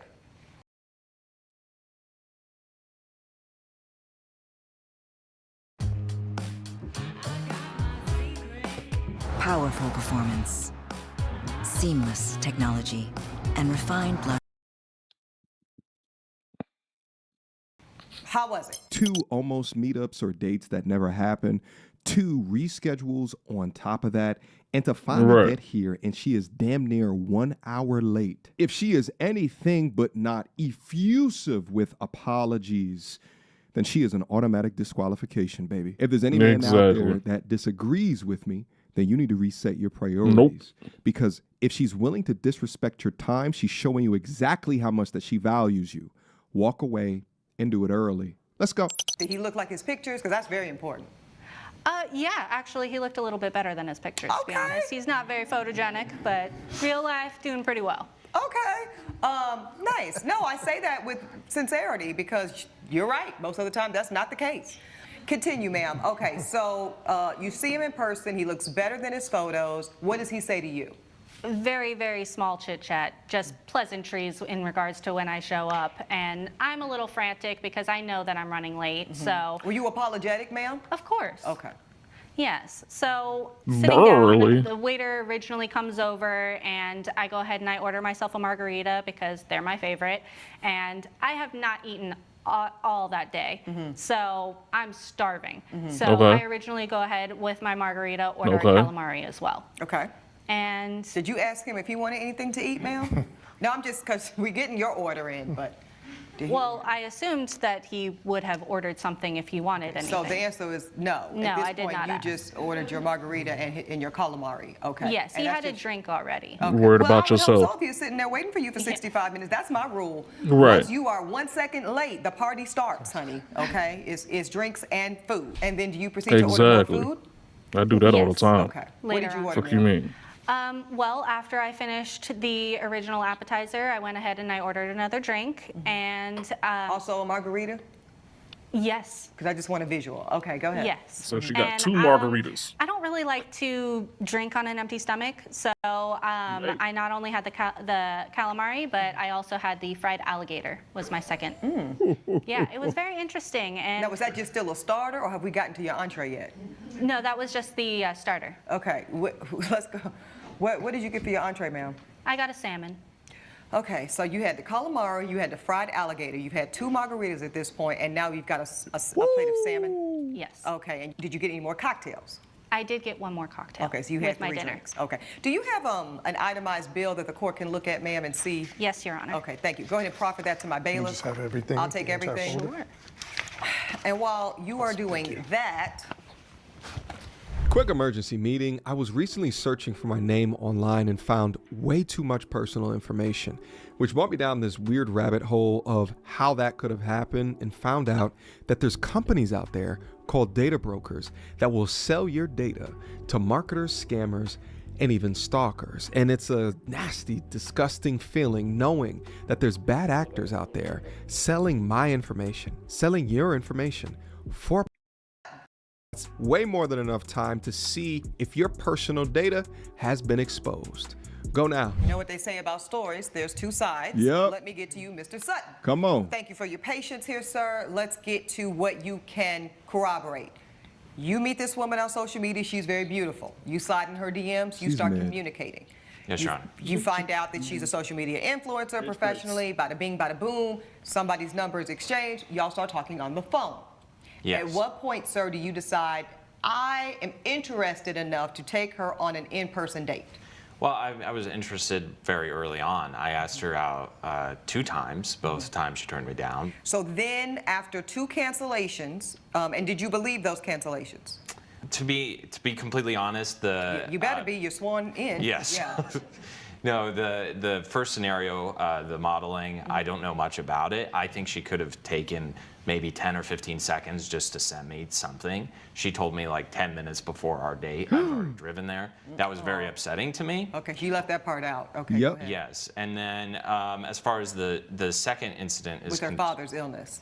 Yes, I wanted to give her the benefit of the doubt. No, I understand. The court agrees with that. Yes. Okay, so for finally, Yes. we get on a dinner date, and you concede, Mr. Sutton, that you did ask her on the 3rd date, and it was your idea to say, you know what? You don't like milk, you can't do lactose, you don't like coffee, let's go to dinner. I said, let's go to drinks, not dinner. I never said See, anything. you got to clear it up. See, Mr. Sutton, because this is how I'm going to make my ruling. Now, when we first started off, hearing her story and having Ebony K. Williams say things in order to kind of clap at the man, I didn't like where that was initially going, and we start to see this kind of turn the tide. Like, remember a second ago, he said 45 minutes, and then she says the court can do math or whatever it is that she said. Now that he's adding additional context into the story, I think you're going to start to see her switch her tune. So you're telling the court that you said nothing about dinner. You said, let's go to drinks. I said, let's go to drinks. Ms. That's Collins, did he say, let's go to drinks? Yes. Thank you, ma'am. Okay, continue, sir. First, she reschedules twice, as we've mentioned, and then finally we lock in a date, and it's during happy hour. I noticed that. I didn't want to say nothing. 5:30. But when you said that y'all were meeting at 5:30, it's happy hour. Okay, go ahead. Continue. Yeah, and I made that explicit that I wanted to meet at happy hour. Oh, you said that. Okay. Yes. And one thing I like about somebody that's direct is you know what to expect. So there's an indication when someone says, I want to take you out during happy hour, you know what time it is. Right? I mean, hello. Right. Okay, go ahead, sir. So you own that you are looking for a happy hour experience. Continue. Yes, so I get there at 5:20, Your Honor, and I get a phone call from her at 5:25 saying she'll be a few minutes late. Okay. I interpreted few minutes as a few minutes. Not 45. I guess And that then means something you else found to out her. it was 45 minutes. It was 45 minutes. Right. It's a I big ordered one difference. margarita, and the waiter felt so bad for me, he slipped me another one at the happy hour price after 6 o'clock when that ended. She finally shows up at 6:15. I'm a little annoyed at this point, but I'm trying to keep it together. Now, did she look like her photos? She did. She was gorgeous. What does that matter? No, she is. Yeah. And I'm gonna say, what difference does that make? She finally sits down and the conversation Was she a little. apologetic when she showed up 45 minutes late, sir? She Probably mentioned it not. vaguely, but it was. But you didn't really feel She like wasn't it was effusive. heartfelt. No, it felt very. I don't know why, but for some reason I suspected that. Okay. You suspect so entitlement. She sits down, she orders herself a drink. Yes. Well, she orders herself more than a drink. She orders a calamari as well. We have a very, very brief conversation. Well, let's back up. Yes. When she orders the cocktail and the calamari together, I presume. Yes. Were you surprised because your offer was drinks? Of course, yes. I was very surprised. I wasn't hungry. I ate beforehand. We said we were meeting for drinks specifically, and I just didn't think she was going to be ordering food. And I don't eat fried food like that either, Your Honor. Right. Well, it doesn't really matter. The point is, as you said drinks, she Right. starts ordering cuisine. Exactly. And you are shocked, but you don't say anything. You're just shocked. Now, at that point, because I'm just curious, were you contemplating the possibility that maybe there was going to be a split check at some point? Like maybe if she's hungry, she'll take care of her food, but allow you to treat her to cocktails Good because that was question. the nature of the agreed upon date? I thought we were meeting up just for drinks, Right. and I thought she was going to maybe fit the bill for her, but what she did in the subsequent moments made me question that entire thing. Okay, so yeah, what did she do then? Well, by the time the waiter brings over the food and the margarita, she is on her phone. She's on social media. She's posting, and she starts acting like I'm not even there. What I love so far about this story is that you have a man that notices the way that she projects up on social media, but instead of simping for that, like, yeah, he slid down into the DMs, but he's not simping to get to know her, which means he had requirements of ice cream. He had requirements of coffee. And when that wasn't working, then he agreed to happy hour at happy hour time. He is still staying in the dating range of being able to meet somebody at a nominal fee before deciding to really investing into them. But oftentimes the entitled of us, or those that think that they deserve some type of commission for just existing or just being a woman, is trying to push those boundaries. She already showed to you that she don't respect you by how late that she's being. And the unfortunate part is that the majority of women that have this type of entitled behavior or attitude Gotta get paid for or Sunday. lack of empathy from men are women that have had their egos blown out or fed to them their entire lives, right? We've had Ebony K. Williams talk about how pretty that she is multiple times within one, and I think that she's average at best. Oftentimes, the entitled will forget that respect is a two-way street. It's not just about something that you receive, but how are you showing up in return? What do you say about that, Ms. Collins? Were you working on this date? Well, I am going to be taking photos and I am taking videos. I'm with a handsome young man, and I mean, I suppose, yes, considering the fact that I am an influencer, it is working. Okay, so you're working on the date. You now feel... I usually don't bring my work to a date. And this is a foodie call. So what do you do for a living? I am a substitute teacher. Okay, what grades? K through 12, I'm able to go everywhere you're certified? Yes. That's excellent, sir. Okay, so you work in education. You're now on a date. Your date shows up 45 minutes late. She immediately pulls out her phone and starts engaging and really working on the date. Yes. While she's ordered, so far, a calamari and a margarita. Yes, Your Honor. Okay. And the waiter comes by again and still ignoring me. Okay. And she orders her second round of drinks and a crispy alligator. Another top shelf margarita, by the way. I'm getting really fed up at this point, as I think any reasonable man would be. Okay. Right. And the waiter is about to come around a third time, but I said, let's try to give this one more chance. And I try engaging in a conversation with her, and I asked her about her father. She just ignores me. She doesn't even engage in the conversation, which calls into question everything else that came before. Okay. When did she order the salmon, sir? She ordered the salmon at the end. That was the third time Okay. they came around. Yeah, so she wasn't even done with the previous place before she starts ordering more food. And so she orders the salmon and the other drink, and I'm just fed up. I can't take it anymore. I'm seeing red. And I just decide I have to leave right now, so I'm going to make a big mistake. What's a big mistake? I felt like I would explode, Your Honor. I was just so angry and felt so disrespected. Oh, well, okay. So how do you get out, literally? Like, how do you excuse yourself from the table? Yes, Your Honor. I told her I was going to go to the restroom. Right. Said another way, what lie did you make up to get out of this horrible situation? Yes, I told her I was going to the restroom, and I beeline for my car, and I didn't look back. Okay, so you never even went to the restroom? No, I never went to the restroom. No. Oh, Ms. Collins. Sir, do you have any evidence for the court? I do, but I would just like to add, the next day she did text me about this, and she said I was rude to fit her with a bill like that. And she said you were rude. She said I was rude. I told her she was rude to show up 45 minutes late, and she was rude to ignore me and lie to me.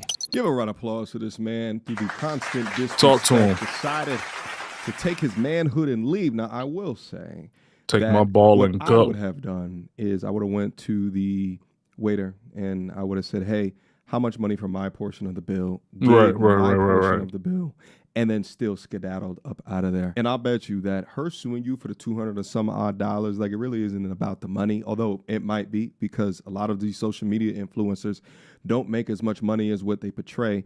But it's also a bit of that she actually likes you, and she's trying anything to get back in your aura and your space again. Meanwhile, you pass her subtle kicks, her subtle jabs, her little tests, and her constant disrespect. And because you did that, now she's more attracted to you. Now you have respect from her. Okay. So I did pay for my drinks, though. I sent her that money. Okay. Oh, okay. And I have that here for you as well. Yeah, offer that up to the court. Ooh-wee. Thank you, sir. Yes, ma'am. You're a clown for disappearing on our, quote, date and not paying.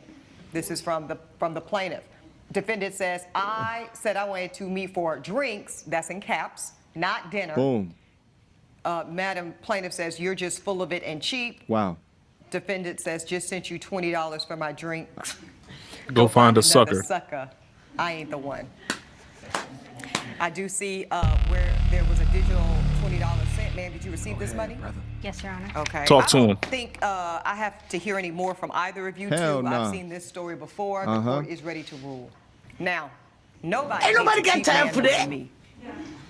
Nobody. What this court will not condone is women or men coming into my courtroom under the guise of chivalry when what they're really doing is dating for dinner. Ma'am, you are dating for a meal. It's low integrity, it's anti-feminist, and for lack of a better term, it's trifling. Believe it or not, counterintuitive, you cheapen yourself. You cheapen yourself. You become a version of a type of prostitute. Hello. I'm just gonna tell it to you plain, and I don't believe that's what you intend. Now, if this is a man you are seeing, if this is a man you are dating actively, if this is a man who you've invested time and energy into as well, then your expectation should rise according to that mutual investment. And then, Mr. Sutton, you do have to put up or shut up.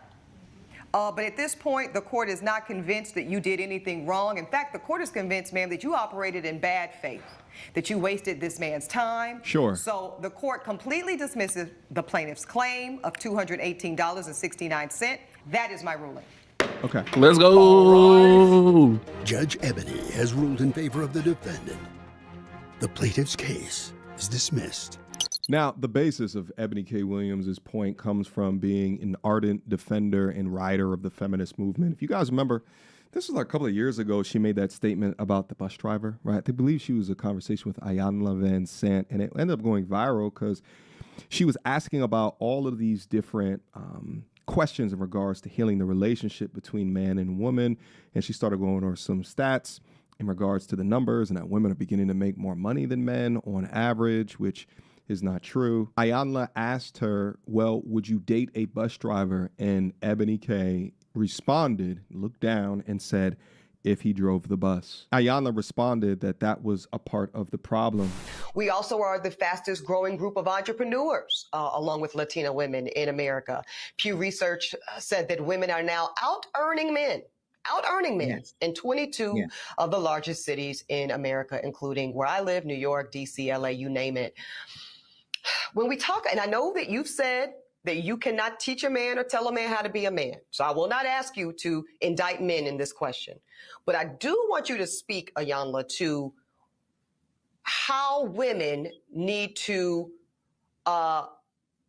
position ourselves so that we can be in our divinity, so we can have our crowns right, how we can create and not build, when some of us, quite frankly, feel that the men that are available to us, and I'm talking about across the color spectrum, across the age spectrum, trust me, I've done them all, they are not positioned to protect nor provide because of some of the statistics we just talked about. They're not earning the incomes. They're not having the resources, and some of them are not even showing up in the leadership. Would you date a bus driver? Would you date if he owns the bus? If he owns it, if he owns the bus, see, that's a problem. That's a problem. She's talking about men being cheap, but in reality, there is a minimum requirement from how much a man can make in order to get consideration. And listen, I don't knock women's thirst of hypergamy, right? And the reality of within that. And at the end of the day, I am a man that is competitive, that is doing very well for myself. So it's really not an issue for me. But nevertheless, to have these conversations, you have to do so truthfully, in it being that it's not just the men that are at fault for the situations that we are in, but also the mindsets behind that, which don't lead to attraction. But within the confines of this case right here, and actually, let's hear some of their comments real quick. Not believe that. You owe me the money. Whoa! Well, I definitely agree with the ruling of this court, and the greatest gift of all, though, is never having to see you again. So. In court, please follow me. He's good. Ladies first. Listen, at the end of the day, my guys out there, if you don't set a standard, and if you don't hold yourself to that standard, and the people around you she won't either. I repeat, she won't either. Your boundaries are made for crossing. If the lines are not colored in correctly, baby, make sure that they don't go outside the lines. Because if you allow them to, they absolutely will. And let's be honest, some of you guys out there are afraid of being alone. So you will tolerate more than most, or damn it, you'll tolerate anything just to say that you're not lonely. Whew. So many of us today got to be better, figure out how to be confident within our loneliness, how to thrive within our loneliness, how to create purpose within our loneliness. Because with loneliness comes peace, especially if you don't have boundaries, or if you allow chaotics to disrespect your structure or your boundaries. Men know this, and the inability to walk away from these situations like this man did is a weakness. It's not wisdom. Just as I say all throughout my content, and I will continue to preach it from the damn mountaintops, is that when you're meeting these women, right, you have to understand these key questions, right, and be able to determine what is the red flags, what are the key indicators, right, and the way that they think about things, the way that they respect you, men in general, their father, their brothers, right, service workers, because inevitably it is not your job to fix trauma, baggage, or disrespect. You cannot negotiate attraction. And if she's not respectful or genuinely interested within that, you do not need to waste your time in changing their mindset in regards to that, all right? Which is kind of contradictory to the content that I do up here. Oftentimes I'll look at these women have these delusional standards and, you know, we'll have fun from a content perspective, but like in reality, I don't care. I don't care. You're going to be with your cat farm. You're going to be a damn Moses the cat shepherd into the future. The cat shepherd. Care less. Have fun, all right? But I'm talking to my guys right here in identification of not worthy, all right? So stop rewarding bad behavior with your attention, with your validation. Stop giving commitment to women who prioritize bringing complications. They're not assets, they're liabilities. Hold the line, all right? They want us to break our barriers. They want to go outside, and you know what I'm saying? But you must hold the line. You must keep your dignity. And remember that the moment that you choose self-respect over validation, that's when you start moving like a man with value. All right, guys, let me get out of here. Hopefully you guys enjoyed your stay with me here today. I had a lot of fun going over this content. I think I'll leave a link to this down in the description box down below. And as always, shout out to the sponsor, Aura, right up into the building. Listen, when I go over content like this and I see how, you know, a communication gap or a respect gap can lead to something like this, the more that I think that it is important that you remove your private information off of these public websites, especially when you're dealing with women out here in the dating game that want to utilize your information to besmirch your name. All right. Shout out Aura. All right, guys, leave me some comments down below. What is it that you think about this? And I'll see you soon. Until next time, YouTube. Peace. She belongs to the street. Girl, don't hold my hand. You a mattress actress on the OnlyFans. Get your money, girl, but damn, how is that your only plan? What you Excuse me. You get to Yep, next one, next video. Come on. Men getting in the clubs for free now because of how shitty it is when there's no men in the clubs. Nobody buying drinks. Hey, man, come on with this, man. There was this event called Women Love Beards.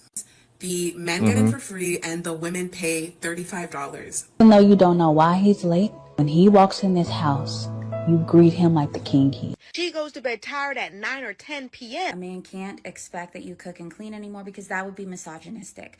But he's been chilling since 5. She cheats because apparently that is also his fault for failing to keep her interest in the bedroom. A human with penis, you're already known for cheating.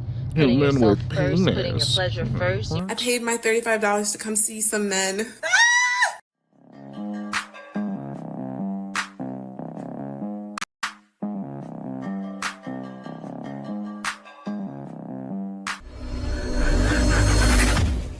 Some men deserve to be cheated on. So a few months ago, I made a video titled Dating in DC, talking about how there are more women than men at the club, and that gives them this disproportionate advantage where they now kind of act and behave as if they're the prize. And a lot of people either agreed or said that I was male-centered, and I basically was like, okay, I will never talk about this on the internet again. And then I was scrolling on Posh, and I came across this. So apparently this weekend there was this event called Women Love Beards. Essentially what it is, and I will read you the description from the organizers. Basically they say in order to maintain gender balance experience, the men get in for free and the women pay $35. You can't make this shit up. So this is the men's page, and then I'll show you the women's page. There's a whole separate page for women to pay to be in the company of men. Mm-hmm.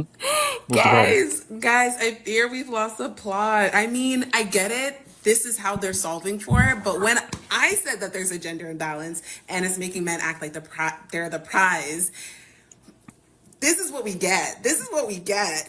Anyways, I refrain from having any comments on this, but all I will say is, if I ever went to an event and then they made me the face of some shit like this, I'm suing. Your mama's getting sued. Your daddy's getting sued. Everyone's getting sued. Oh my goodness. And this would be so cringy, like as a woman, to be like, hey, I paid my $35 to come see some men. Welcome to your future. I'm not shocked. The DC dating market turned into ladies' night. That's the same thumbnail as lit. That's what it is. $35 to get in is crazy. But you can tell from all the singles events, right? That's how DC is. I won't lie. You go to New York, it may be a little bit different.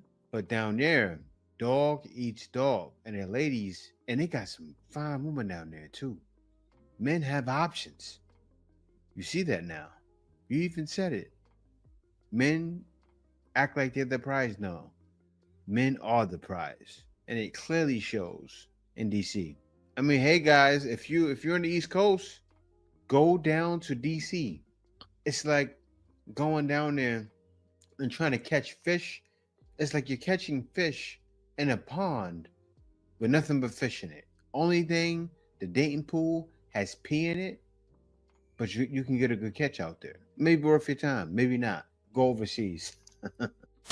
Was coming home for dinner. Dinner time is very important to us. Today my husband was late and I could feel myself getting a little bit like late. And Holy Spirit said, this house, you make a choice of how you're going to greet this man. Spirit says, because you have no idea the things he's had to fight today. When he walks in this house, you greet him like the king he is. You decide if you are going to be the who brings life or you bring a knife.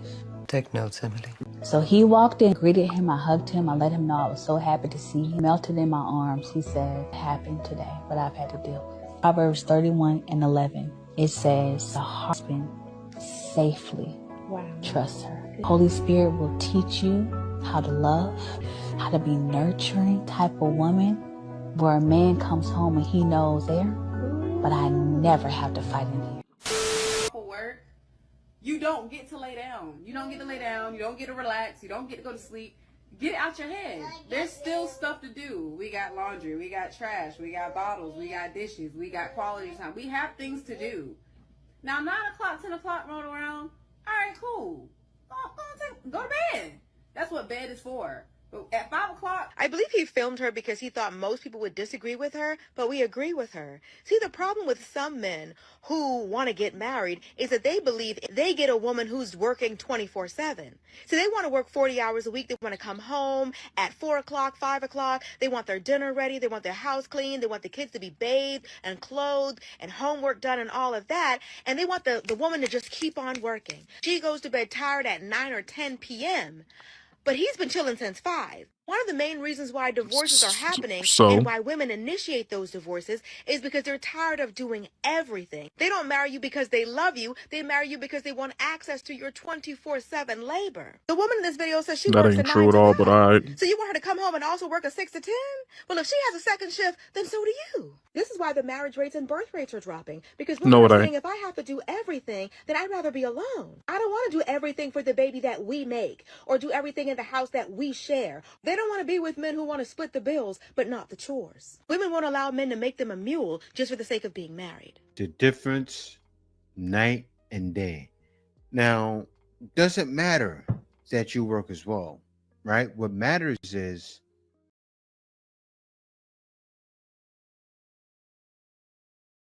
when lives are on the line, our courageous first responders answer the call. As they rush to protect us, Braun Ambulances leads the way, protecting them and their patients. Introducing Braun's Impact Airbag System. And I with don't have a Vortex, fucking an skip option button, designed no to protect mute button, EMTs nothing. from every Really? Jesus Christ. Like, it's not that damn serious. Like, YouTube keep crashing, dog. Do I need a... Is it a...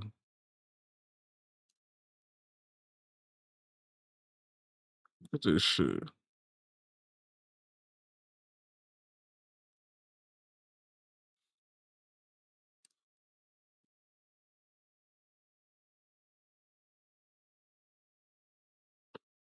little baby. Could have been a little girl. What is she seeing? Arguments. Yeah, I saw my daddy there when I grew up, but I saw arguments. And then this lady is talking divorce. So they hit 18. Oh yeah, my mommy and daddy got divorced when they was 16. And before that, arguments. You can easily talk nicely to the man. And I don't know why he recorded it. It makes no sense to have the whole world in your business. That's an error on his part. But you chiming in makes it 10 times worse. The kid in the background preparing for arguing, first words they're learning is you're not going to do this. They're learning negative conversation. That's not good. It's a nightmare. This is why most men take their talents overseas. I'm going to South Beach, right? Ask me on a coffee date. I'm an asshole. I will show up just to let you know you're not bigger than this program. I'm an Aries and I'm very confrontational. You think that you're too good to meet the standard of admission that women have set, which is not even that high. The admission ticket is probably like a thoughtful dinner date. Like, it's really not that high. If you think that you're too good to do that and you're so interesting that I have to, you know what I'm saying, leave what I'm doing to better myself, or other men that are going to do more for me just to get to know you for fun or free, I'm going to show up undone. I'm going to show up like I'm meeting my 10-year-old brother. I'm talking about no makeup, with a hat on. Good. You know what I'm saying? Good. You're lucky if you get a ponytail. That's what we want. And I'm not even going to face you, my boy. I'm going to face the outside of the table with my legs facing the crowd. We're not going to do no flirting. My phone is going to be on the table. I'm going to check it every 5 minutes. Every chance I get, I'm going to respond to text messages. And we're just going to have a nice, I'm simple, so sad mediocre about conversation. this. You're not going to leave that table feeling like, oh, I got her interested in me, and oh, she's so nice, and she's a good woman. You're not going to feel that, because Good. you have a phone. You already know how women feel about coffee dates. So you inviting me out is already insulting. You understand? So that's how we're going to do it. That's how I would do it. You know what I'm saying? Because in my mind, the whole point of the coffee date is to make a woman feel like she has to earn a dinner date. And baby, let me tell you something. let me just leave that, because if I start going on that route, I already have an account ban warning. Yeah, that's why I haven't been posting much. But yeah, that's the whole point. You're going to leave that date, which I wouldn't even call a date. You're going to leave that place thinking this was a waste of my time. Shawty didn't put no effort. She barely talked to me. We barely made eye contact. Like, I done paid for her coffee. I could have saved my $7. That's how I want a motherfucker leave a coffee date with me. And I've never been on one. I guarantee I you. don't give that. I guarantee you there is no man that's going to feel like they wasted their time with somebody that they barely liked and barely knew and they only spent $7. Guarantee it. If I only spent $7 and then I lose in the interest of garnering your interest, trust me, I won.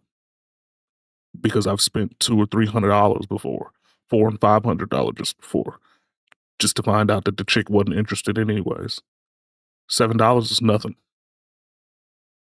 So no, I'm not feeling where you're coming from at all. Energy. You making these men feel like they so good that their conversation is sufficient enough without having to put in any real effort.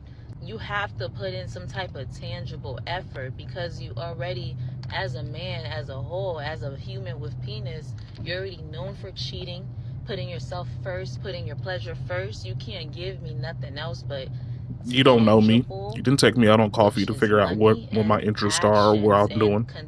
So that's a lie. That's a falsity. Or like you guys have already admitted that you will let us down. That's how a man is designed.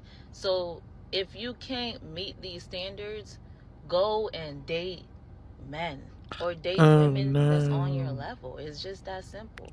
Like what? I'm on my way to bartending after I worked my 9 to 5, my day job. I'll be damned if I'm gonna get cute and play ditzy in front of a nigga who think I'm only worth a coffee date. Knowing that they have a phone and women have already expressed the views of how they feel about a coffee date. Like that is just insulting and I would never, you know what I'm saying? I would never. I've never been asked to. You know what I'm saying? So make sure if you do show up. I guarantee if a dude that's a 10 out of 10 in your eyes asks you to come to the room, no coffee, no food involved at all, you go. You leave letting this nigga know he ain't shit to you. And he gonna have to work hard to get your attention again to see him as not your buddy. Because that's really their intentions, is to get you to see them or invest emotionally into them without them having No, we don't. For any real effort. We just want to figure out who you are before I pay massive amounts of money to entertain you. With so many conversations, I don't understand why that's so hard and so to understand. Chicks in their bag to get you to do something silly next. And that's just not how this cookie crumbles. That's really what it is. I'm here to tell you right now, we don't care. Let me tell you, we don't care. This, I don't know, but I see so many videos on like anti-coffee dates. Hi, baby. I see too many videos on anti-coffee dates, and it's like, I don't know. There's the whole coffee dates are too platonic, and it screams cheap, but it's like, number one, I'd be pretty disappointed if I had to spend like $300, $500 on someone I don't even know if I can vibe with in person. Talk to him. Number two, what's wrong with like something kind of platonic, getting to know each other and then like seeing where it goes? You know what I mean? Like what happened to like lovers and friends, you know, best friends and lovers, you know what I mean? Best friends first. Like, right. Wouldn't you want to vibe with your person both ways, like on a deeper connection? I don't know. What did I just show? You guys know what I just showed. I showed what one won't do, another one will. Mm-hmm. And I also showed, I talked about it before in past videos. We see it all the time on the internet. Women from other shores are coming to America. Oh, say, can you see? They're coming to America. I showed a Australian woman coming to America. You see, she looks Vietnamese or of that vernacular. Very nice. The other girl was nice. The boobies was popping. But the face, the attitude on this one is better. And guys, they can see they're coming to America. Look, all this, I won't take a man. A man can't take me on a coffee date. Look at this. Look at this woman. I showed a video about 5 days ago. The woman was obese, an obese black woman, showed herself eating a sandwich and eating something else, overeating and drinking coffee. Straight nightmare. She thinks she's showing somebody. Like, I was sitting there looking at the video laughing as I was reacting. I'm laughing like, this lady is willing to accept coffee. She would want to know, and she understands men.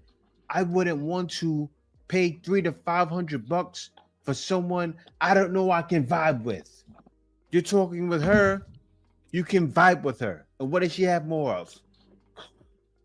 Competition? It's on your shores. It's in your backyard. Yeah, it's getting real interesting. Coffee date. I'm sorry, it's not happening.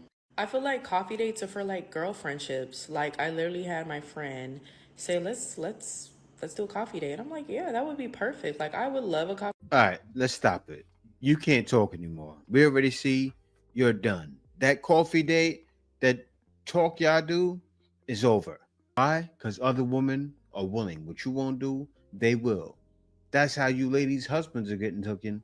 But that's why a lot of you don't have husbands. Ooh. Real talk alert. That's not a low blow. That's the truth. A bare minimum that we all can recognize for men to be a good husband or boyfriend. And essentially what those very simple rules are is that he should be a kind man. So he should be the doting husband. He should be the doting boyfriend. He should also be a hardworking man who financially takes on all of the responsibility in the relationship. And he should also not cheat. So he should be loyal. I'm glad that we could all decide that this is the bare minimum. I mean, like, the floor, like, you're not even going to get a kudos, okay? Because, like, this is what we all just expect. Like, this is just it. So don't expect a good job. But I'm just wondering, what is the bare minimum for women? And I'm wondering that because apparently men aren't supposed to tell women much of anything. A man can't expect that you cook and clean anymore because that would be misogynistic. And it's not a woman's fault if she cheats because apparently that is also his fault for failing to keep her interest in the bedroom. If a woman decides she wants to work, she's not supposed to have any real financial responsibility. She's supposed to be keeping all of that money for herself while a man is paying for her entire life. So just wondering, like, if the bare minimum for a man is so easily put out in front of us, what is the bare minimum for a woman to be considered a good wife or a good girlfriend? Absolutely nothing. Good question. Great question. There is no Got nothing to do with me. That's what I be saying. But it's starting to develop. A bare minimum is starting to develop. You have to match the bare minimum your competition is setting. That's how the market works. If you can't compete, you're out. That's what's starting to happen. Learn, ladies. I think a lot more of you ladies should be watching stuff like this. Learn. Some men deserve to be cheated on. Oh, here we go again. I said what I said. I'll say it again. Some men deserve to be cheated on. Now, not specifically this person commenting who's saying, alternatively, he gave everything and she lacked loyalty and care. Anyone cheats, it's for the same reason, lack of loyalty and care for the partner. The rest are excuses and trying to hide bad behavior. This is true in the case of a good, decent, loyal partner. However, if you follow this comment back, I made a video responding to a man who said the following. Stop. What he said was correct. My 25-year marriage was ruined because of it. The other guy didn't have to do anything, but he got all of her. I got arguments and neglect Stop gaslighting. So there's a lot going on in this statement. Let's first start with the blame shifting. He's shifting the blame on his wife. He's shifting the blame on the other guy. He's even shifting the blame on me for talking about, I can't even remember what the original video, if we go back 2 layers. Of course, not taking any accountability. It's her fault. All she did was argue with him and neglect him. It's the other guy's fault. He stole something. It's my fault for daring to even talk about it. Big victim mentality. Men love, love, love to play the victim. That is a role that they hold near and dear to their heart. What? They will always, always play the victim, even when it's not at all necessary. His trauma dump on a video was not at all necessary. He could have just kept his mouth shut, but men don't have the ability to keep their mouth shut because they don't have the ability to emotionally regulate. They have a feeling and it needs to come out, and it needs to come out like a fire hose at a woman. Of course, we love the weaponized therapy speak. Stop gaslighting. And this is where it gets me to my last point. This personal attack and super weird parasocial behavior.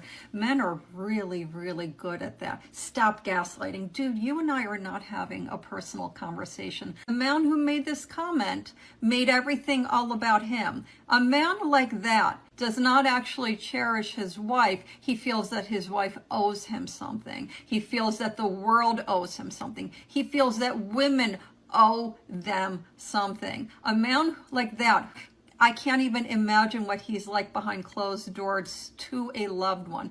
A man like that deserves to be cheated on. I said what I said. Wait a minute. Who are you? If you ask a man that you're with, your boyfriend, to do something and he doesn't do it, don't say anything. Get another man to do it. I'm not.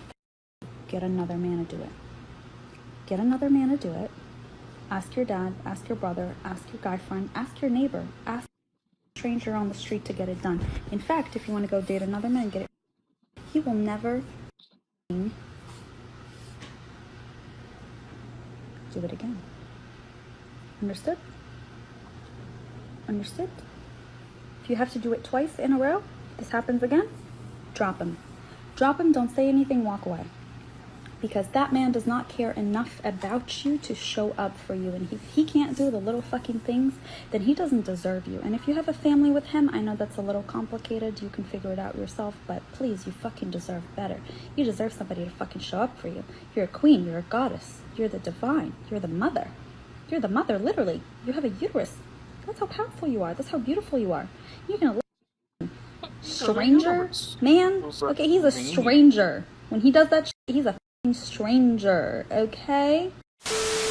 Just when we was forgetting about her, Ayesha Curry is back on social media talking about how she hates Stephen Curry. She was just recently on a podcast and she talked about how she actually never wanted to be married, she never wanted to have kids, and she always saw herself as a career woman, etc., etc. Which, I get it. You know, people have visions for their own life, and when they get in relationships, sometimes they have to compromise. But my thing is, why 10 years later talk about it to the world?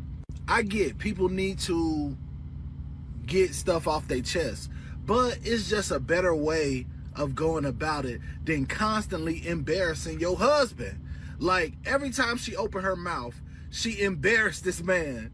And then here come all the women in the comments. Oh, she's so brave for saying things that a lot of women want to say.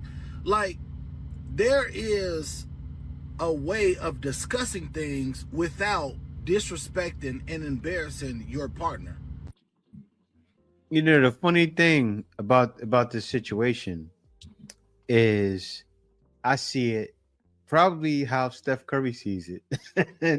and I'm laughing because he hears her talking. He goes, she's bored. She wants something to do.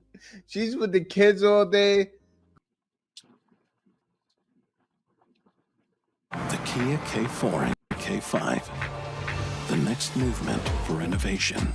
And the next movement Fuck out of here. Going delusional. Yeah, she probably feels like that, but she's living on easy street.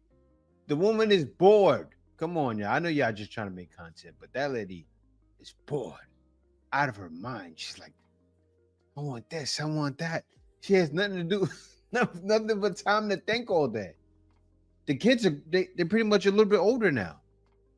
They're not self-sufficient all the way, but pretty much are. They got chefs, everything. Even he cooks.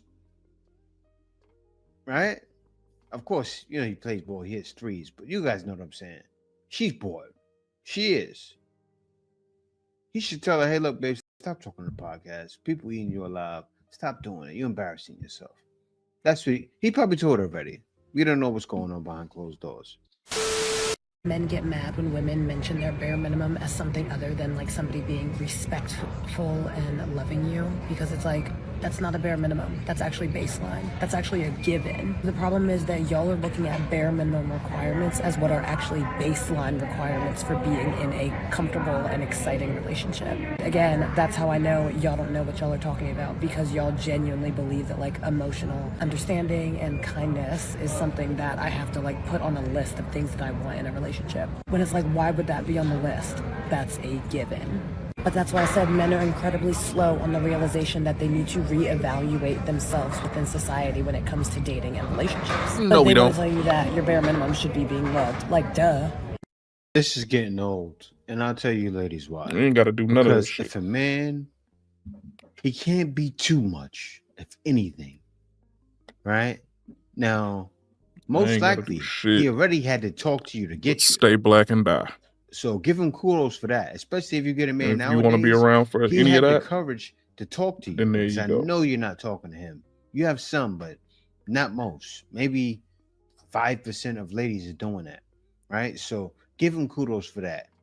Now, number two, if a man is too much, if he's too loving, like I say it like this. Say if a man goes out and gets flowers 5 times, 6 times, actually not 5, 6 times, 8 times out of the year, maybe too much. What's going to happen? You're going to start looking at him going, there's nothing special about these flowers. Mm-hmm. If he gets you teddy bears every week, it gets boring. If you eat too much ice cream, you get sick. If you have too much bananas, you get too much of anything isn't good. And men know that. But some guys don't know, but it's a happy medium. And guys try to meet that happy medium. And a lot of times, if you're in a marriage and a guy's trying to meet that happy medium, it's too much. You never know. All a man can do is not even try. Why? Because when a woman loves a man, no matter what, she will put up with anything. And that's facts. And a lot of guys are starting to learn that. I learned that in my 20s. I'm happy I did. Interest in a person, that makes you weird. Like, bruh, I've literally never related to anything more, and it literally makes me feel like there's something wrong with me. But I genuinely just like am not like the type to like play games or like ignore you for a week or act like I don't like you so you like me more. I just literally can't do it. Like, if I like you, I'm gonna reach out. If I like you, I'm gonna make plans with you. If I like you, I'm going to text you. If I had a good time on a date, I'm gonna let you know. Mm-hmm. Like, what? I literally like have no hope, bro. And I feel like every single time I start getting closer to a guy and like we're dating for a while or whatever, they literally get freaked out. I don't know if they get freaked out or if they just don't like me. Like, I don't know what it is. Because I know it's not me, bitch. No, but like they literally just seem to get freaked out. Or if I like put pressure on them to like act right, they don't like that. Because they want a bitch who's going to put up with them not acting right. And they get to just do whatever they want and treat the girl however they want. So I've noticed that when I call that Break it out down. in certain men, What are you that I talking dated, about? they don't like that. They get really upset and angry, and then they gaslight you and flip the script and make you feel like you're the weirdo, like you're crazy, like you're doing too much. Like, bro, we've been dating for 6 months and I'm not your girlfriend, bitch. What? Yeah, like, no, it's not gonna work for me. So it's like, I don't know. I just feel like people are extremely afraid of commitment, which I get. Like, I have a fear of commitment too. But at the same time, I'm willing to put myself out there and like take a risk and see where shit goes. Like, you're never going to have a serious, healthy relationship if you don't do that. And I think when you show interest or attention in men, it only freaks men who aren't ready for that commitment. That freaks them out, and then they run for the. Or if you want something more serious and you, they're running for the hills. I find this happening, and I now, when I date people, I do not hook up with them until, like, unless you are my boyfriend, I'm not fucking you. We're not hooking up. Like, we'll make out and shit, but I'm not fucking you. And recently I dated a guy, and I feel like this happened. Like, we went on a few dates, and I wasn't hooking up with him, and he really wanted to hook up, and I was like, no. And then all of a sudden it's like, oh, I don't know what's gonna happen. Like, I'm gonna be like, just all these excuses, right? To like not continue dating, which is fine. That just weeds out the guys who aren't meant for you or who are looking just to get in your pants. And I was upset and hurt, but at the same time, I'm so glad that I stood my ground and kept my boundaries up, because if I had hooked up with him, I would have been even more hurt and upset. But yeah, dating in this generation is whack. It's weird. I don't understand. Like, I don't want to play games. Like, do you like me or not? Like, come on. What you did was good. But who did you do it for? Everything happening nowadays, like the way men feel, it's not for no reason. I'm sure you're dealing, I'm looking at you right now, the aesthetic you have. Yeah, you're dealing with Chads and Tyrones. And Chads and Tyrones have their way. Yeah, they had their way. So if you don't catch someone, most of those guys are not looking to wife anything. Even women that look good, like, they can probably find a woman that looks 10 times better than you. That requires 1,000 less views than is you. only one of me. Hence, the woman that didn't mind a coffee date. She didn't have on as much makeup as you. They may tolerate that from her, or they may not be used to tolerating that at all. So you in the date market, you may have a hard time. But yeah, guys, other than that, I say, man, a lot of these girls, the dating game is twisted, and it's them that twisted it. But they want it the other way. And it's gotten to a point where certain men are used to having their way, and certain men just don't want to play at all. But yeah, other than that, thank y'all for watching. Peace out. See you next video. Less than 10% of your time needs to be devoted to dealing with women when you're a single man. You need to be spending 93% or more of your time on your purpose. 7% for women. But see, far too many guys out there be like, man, I wish I could be doing what you do, man. If I was in Atlanta and doing what you do, I'd be cutting and I'd be doing. And that's why you're never going to be nothing, never going to go nowhere. Because how much is enough? Sexual discipline.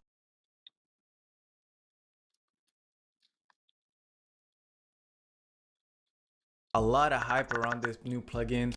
It's called Co-Producer from Output. This plugin also got placed in the top 2025 plugins by Music Radar. Co-Producer will listen to what we just made. It will find samples for us. So I just added Co-Producer right here. We just press record, press play. We got to describe the vibe we want to go for. You can have a lot of fun with this. It works in any DAW with no credits and stuff. Ambient bell. I ain't trying to hear that shit. Welcome back to Chow Time Pods. Your host, Rhett. I got a video today from the Modern King. Dads never win in court. So I've been fighting for my kids for a very long time now. I have them Friday to Monday every week. So my baby mother has the kids one more day a week than me. And I've been in and out of court trying to get 7 on, 7 off, because there's more things I can do with my son during the week. Karate, football, boxing, you know. On the weekends, it's real hard. She get one more day a week than me. And I pay an absorbent amount of child support. So I've been trying to fight for more time and less child support. I got a notice in the mail last week, they're raising my child support. I can't win more time. They won't give me more time. I ran through 3 lawyers. I've been at 27 court dates, and I keep getting denied. But I got a letter in the mail. My income didn't go up. I ain't making more money. I just got more bills now.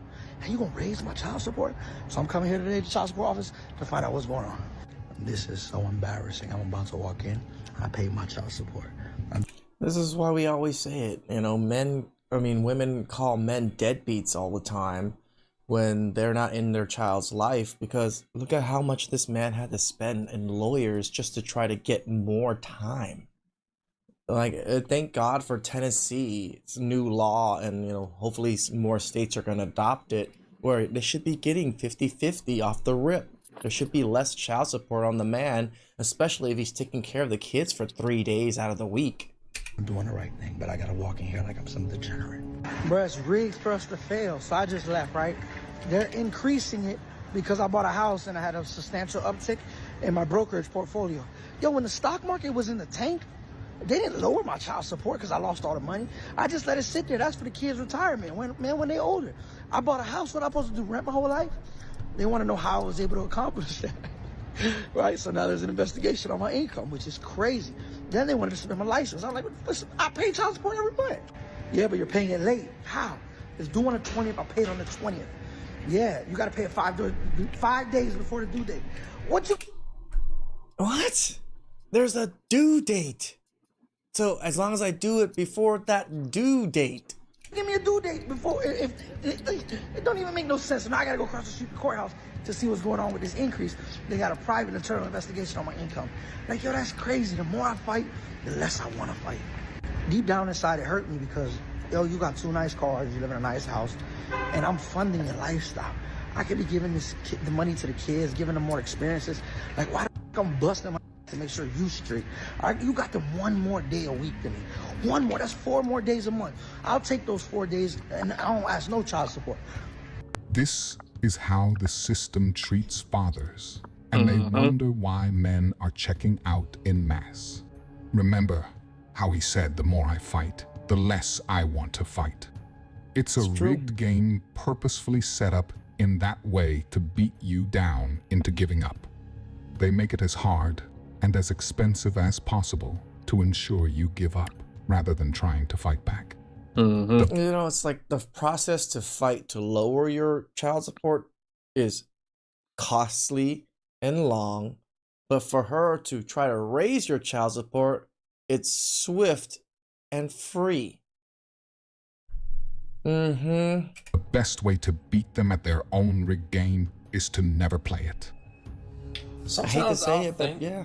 I've been single for 4 years. I ain't went on a single date. And sometimes I'll think maybe, it'd be nice to watch a movie with somebody to share spaghetti with. And then I see stories like the pickleball wife, bruh. Pickleball wife? I'm still gonna pass. I'll stay single, bruh. No thank you. Hard pass on that. Things I wanted. Did I miss something about the pickleball wife? A man. Number 1, height. My man's gotta be above 6'2". My last 2 boyfriends were 6'3". Both of them. And they were jacked. And they looked really good. How am I supposed to downgrade from that? So, unfortunately, my next man will have to be 6'2" and up. Number 2, you can't have a gut. I need you built. I need you fit and going to the gym multiple times a week. I'm sorry, I'm just not gonna date a fat guy. If I can be in the gym 5 days a week and be fit and care about how I look, you can do it. Number 3, he cannot have a salary cap. Whatever career he's in, he needs to have multiple streams of income, and we need to be able to make as much money as possible. That's why I will never date a guy who works in corporate. What is your 100K salary cap gonna do for me? The max you'll ever be able to get to is what, 150? Yeah, no, we're good. I need you in a career that is going to make us money. I am a lover of luxury. I like expensive things. I like expensive vacations. So will you, if you're my man. So we need a career that can support that. Number 4, whenever we travel, he's got to be flying his business. I'm sorry, we're not staying in economy together. It's just not happening. Again, this is where the lack of salary cap is really gonna help. And number 5, he's got to have a really nice watch. I'm not really impressed when I hear somebody has a Rolex anymore because those can be really cheap. I would much prefer if you had an AP or a Patek and maybe multiple of them. The Rolex can be your day watch, and it still better be 50K plus. Okay. Honey, you're not worth it. You're not worth it. Can I say Right. what we're all thinking? Like, the the fact fuck? that you delineated this with such, an ego, like you think you're God's gift, you're not worth any of those things. If he is 6'2" and up, built, has multiple watches of the kind that you delineate are appropriate, makes over 150K with no salary cap, and flies his girlfriend first class everywhere, even if he does all that, he shouldn't be doing it for you because you're not worth it. Right? The girl who's worth it is the one who doesn't demand all this and gets it just because she's polite and amazing to be around and loyal and loves her man for who he is, not for the stuff. So, again, and listen, oh God, I hate to be this person. Attractive girl, yes, but man, she thinks she's a 10 plus, and I don't know. Listen, girls, You have an inflated sense of self that's beyond. So these are the types of girls. Honey, what are you doing for him? I want a list. In fact, I would like you, honey, if you're watching, because some of them do, by the way. Just so you know, guys, I get messages from these women. Oh my God, that's me in the video. You're so mean. You're like a mean, like, old woman. I eat it up like you know, a Christmas cookie that's just cooked just right. It's not too soft. It's not too burnt. I eat it up because you know what? It's getting under their skin because I'm. Shout out to Jetta. So, honey, love muffin out there. If you see the video, I would like to see your list of what you bring to the table that doesn't involve what you look like. Crickets chirp a little bit more. Really, I want a long list. This is crazy.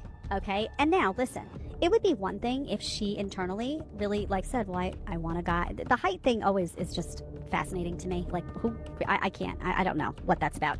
But if you wanted a guy who was fit and you wanted a guy who made good money because you wanted to be like, say you wanted to not work, right? And you wanted to be like, hey, I want to stay home with the kids, so he's got to carry the load. And let's say you really did, when you traveled, you wanted to travel really well and you wanted to take a really great vacation. And, you know, the watches is ridiculous. Honestly, was just unbelievably materialistic and lame. But lame whatever. as fuck. Let's say you wanted these things and you internally felt like that. You would also, if you were a good woman, you'd be like, you know what, I have to be pulling my weight, you know, and I'm going to provide these things that a guy really wants. I'm going to make myself really attractive to those, you know, high value guys that have the money and all this. And what's that going to look like? Well, it's going to look like me being respectful and me being loyal and me being submissive. And, you know, the man of the house is the man of the house. And I'm not going to be a headache for him. And I'm going to say, hey, I want to stay home with the kids. I want to, you know, cook the meals, and I want to be present, and I want to be mom. And, you know, it's a different energy that then guys want to do. Guys are so inclined to want to do really nice things for good women. We really are. They want to do nice things for you. They want to treat their girlfriends well. They want to buy a nice, you know, birthday treat or birthday surprise,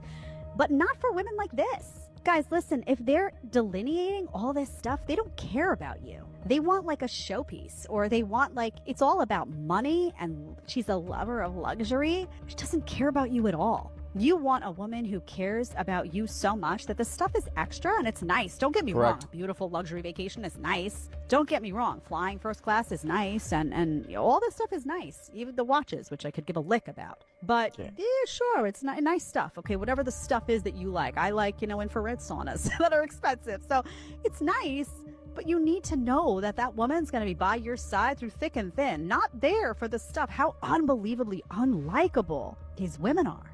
Right? Is it me? Get the chat. Tell me. I want to know. It's like it gives broke, dusty, musty crusties. We are living in such an odd timeline because men no longer want to be with beautiful women. They want to be beautiful women themselves. Oh? How exactly are we going to try to shame men today? I went on a date recently, and this guy was talking about this members only club, and I was like, oh, I'm actually familiar with it, like I've been. And he was like, how have you been? And I was like, oh, I went as a guest on a date. And to be honest, I thought the club was stupid. And I can more than financially afford to be part of this club myself. I just don't want to be. I don't think it's worth it. If we could be getting to the actual point at some time, that would be lovely. And he was like, that's so unfair. I wish I could have gone and had someone pay for it as a date. And I was like, I don't understand why they're so shocked. I mean, equality after all. Shouldn't guys be treated just as well in dating as women are? I mean, it's like asking, like, of course everybody wants their stuff paid for. It would be nice. Do you like hate that beautiful women are rewarded? No, they don't. Because if they did, then women would never get taken anywhere nice on a date. And by the way, it's not just beautiful women that get treated well. But they set up this system where women are rewarded for being beautiful. Like, if you are losing at a game that you invented, I cannot fix that for you. Right, so the entire point of that video was to try to shame men for wanting to be treated as special in regards to the dating game as well. Yeah, we are living in odd times. They demand you do everything under the sun while offering nothing but an expensive headache.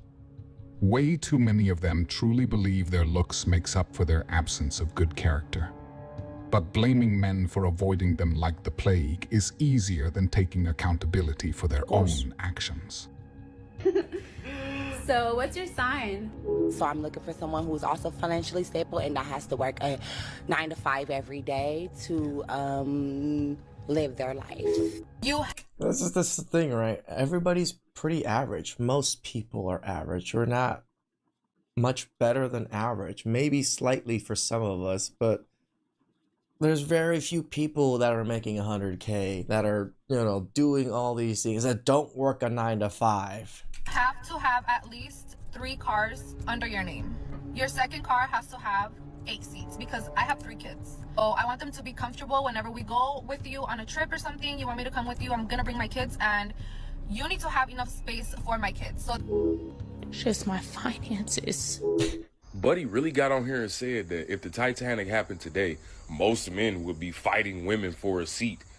Like, I'm supposed to be ashamed that I'm not Trying to sacrificing my survive. life for Brittany Renner. Yeah, but when the Titanic happened, gang, I don't think you know that most that was sacrificing themselves. Yeah, they was saving like wives that was taking care of matriarchs of families and backbones of family. It was knitting. They wasn't worried about who got in free before 11. They wasn't worried about baby money having a booth. Yeah, I'm not saving no that's posting twerk videos on her close friends. I don't give a about her. Actually, I'm proud to say that it wouldn't be much of a fight. Or if you want to see what Google, get on YouTube and type in Spopovich versus Vidal, because that's what the is gonna happen. If between me and you, the baby mama, no, you're not making it. You mean to tell me I'm gonna save your life just so you can get on Facebook the next week and say this ain't shit? Stop it. Not only do they think they are entitled to your bank accounts, they think they are entitled to your life as well. If you aren't willing to die for a random woman, you don't know who wouldn't even consider doing the same for you in a million years. There must be something wrong with you according to them. The amount of men that are broke, don't want to be providers, or spend their money to take a woman out to nice places, what do you want then? Do you even like women? Maybe you should be dating men. We just want reciprocation. That's probably the biggest thing we care about, is be nice to us and reciprocate the efforts. Types of guys are wondering what they're getting in return when they're getting her presents. Women can afford their own dinner. They don't need to be there, and they don't understand. There can only be one princess. Now, the irony of her comments are simply delicious, aren't they? It is absolutely amazing how they cannot see that the toxicity and insanity that they display in videos just like this are the very reason why men are done and walking away. It speaks to their ridiculous demand and expectations. Let's review some of them, shall we? First, she complains about the amount of men that she says are broke, don't want to be providers or spend their money to take a woman out to a nice place. Which again, just proves the mindset that today's modern women have, which is that men are nothing more than a source of income, a source of wealth and status, a source of provision to them. Free food. That's it. Men aren't human beings. They aren't worthy of love, caring, or concern. Their only reason for existing is to generate money and then give it to women in the form of expensive dinners, presents, or all the other things that women expect, while offering nothing, literally nothing, in return. You'd have better luck stinky coochie Venmoing your life savings to a Nigerian prince than spending anything on a woman with that kind of mindset. At least the prince is honest about taking your money and leaving. True. Sorry, ladies, but it's not that men are broke, as you all are running around saying. It's that they've realized you aren't worth spending even a dime on anymore. Not one thin dime. She then continues her, let's call it, reaching out to men by asking, what do you want then? Well, darling, what men want is to be seen. Some coaching. What we want is to be heard. I want some What coaching. we want is for you to stop treating us as a walking wallet and start treating us as a human being. A human being with thoughts, feelings, and emotions. A human being with wants, desires, goals, and expectations of our own. Something most of you are utterly incapable of respecting, let alone even acknowledging as acceptable. And your condescension and derision proves that. But it gets even better. Next, we resort to the new insult and attempt to be derogatory towards men that seems to be exploding. You know, where they imply that any man who doesn't spend all his money on them must be gay. And then moving on like clockwork, she falls back on the biggest thing that she and I mean, gay men are the richest demographic out there. It's two usually the highly income earners together, and they actually share their wealth. most women these days think makes them priceless. Their presence. Oh, sweetheart, I hate to tell you this, but for most of you, your presence ranks somewhere between getting a pair of used socks and a worn-out toothbrush for Christmas. Sorry, cupcakes, but your presence actually means nothing to us. Kind of like the equivalent of getting an inbox full of spam or an IRS audit. Sure, they're there, but it doesn't mean anyone's happy to see them. Just remember that broke women want men to take care of them because they can't take care of themselves. Remember that newly found religious women have just finished their phase and now they want to settle down and use their manipulation through religion to control you. Insecure women want men that they can control, manipulate, and use. Broke women are always the loudest about men that can't provide because they cannot provide for themselves. Broke, dusty, musty, crusty. Women who want nothing in a relationship lack ambition, which means she will likely kill every single one of your dreams or ideas that you've ever had. Remember that women that want control, if you have children with them, will also control you through your children. A wounded woman is a woman looking for a father figure because she grew up either with a dad or fatherless. A woman who never respects you will always cheat on you, and there is no exception to this rule.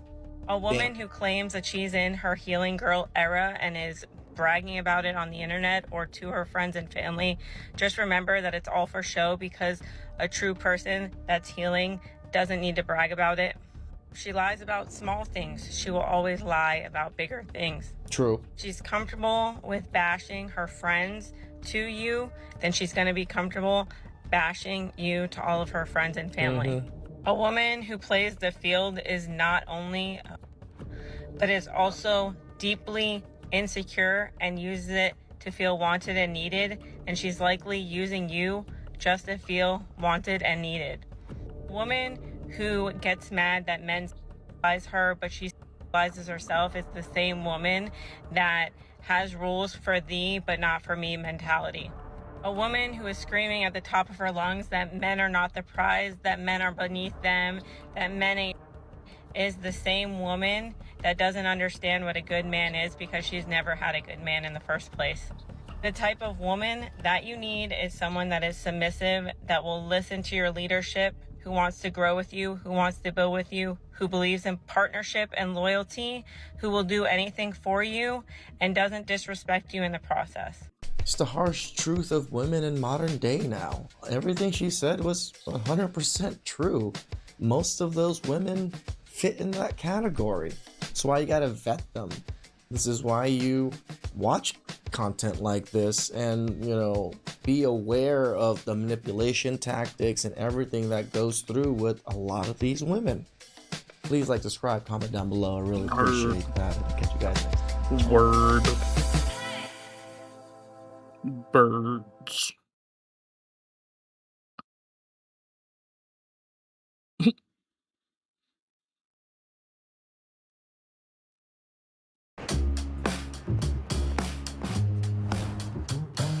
Got a couple more videos we can do. We got time. We got time today. Performance. Seamless technology. And refined luxury. Some things are just too important to miss out on. The GLE and GLE Coupe from Mercedes-Benz. Damn, I just let that commercial play, man. I mean, I'm gonna get a copyright warning. Fuck. And the patriarchy has won when it tells women that giving it up for free is liberating, but charging for it is bad. I'm sorry, but was that supposed to make sense? Because I feel that it failed to do so, miserably. But I do understand that it is the new thing to do to blame the patriarchy for absolutely everything in this world, even if it relies not even a little bit on factual information. Because if I recall correctly, it was mostly other women encouraging women to be more liberated, as it were, with their romantic escapades. But not even taking into consideration that most men, as well as most women, prefer their partners not to have a high body count. So explain exactly how that's liberating. But also in regards to charging for it being considered bad, I might add that almost every culture in the world considers selling it to be not a good thing to do, and it's almost like it's illegal for multiple reasons, which I don't think I should have to go into, because charging for it is certainly not liberating. That basically degrades a person to a whole new level. But apparently some women will actually try to say that that is the fault of the patriarchy and will try to argue in any way they can to make it sound empowering. Let's have this debate in the comments. Is selling it bad? Morally, is it bad? I don't know. I feel like it depends on what you believe in. It's morally Is it bankrupt. bad economically? Again, I don't know the economics. Somebody will have to let me know. It's the oldest job in history. There's always a demand, okay? There will always be men willing to pay, just like there will always be women willing to sell. But we don't have to respect it. That's what I don't like. If you want to sell it, there's a word for that, okay? It begins with a W. If that's what you want to do, okay. We don't have to respect it though. Society doesn't have to respect it. So you can try to flip it and, oh, it's empowering. It will never work because it's never been a respectable position. And it never will be.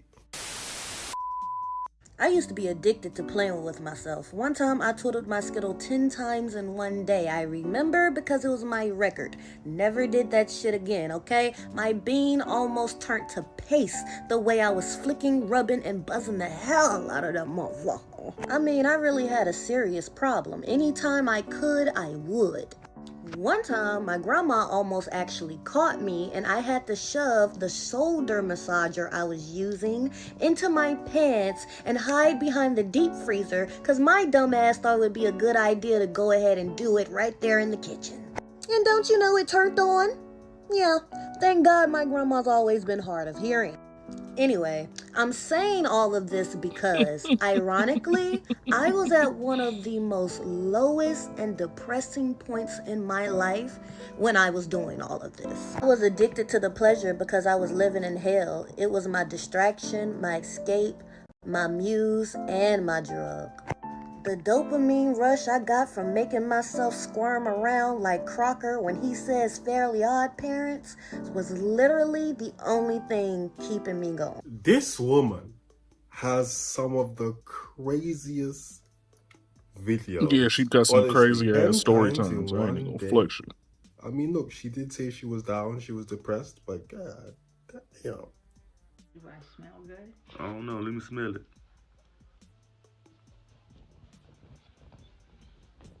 Smell like you farted. You studying shit in my pants.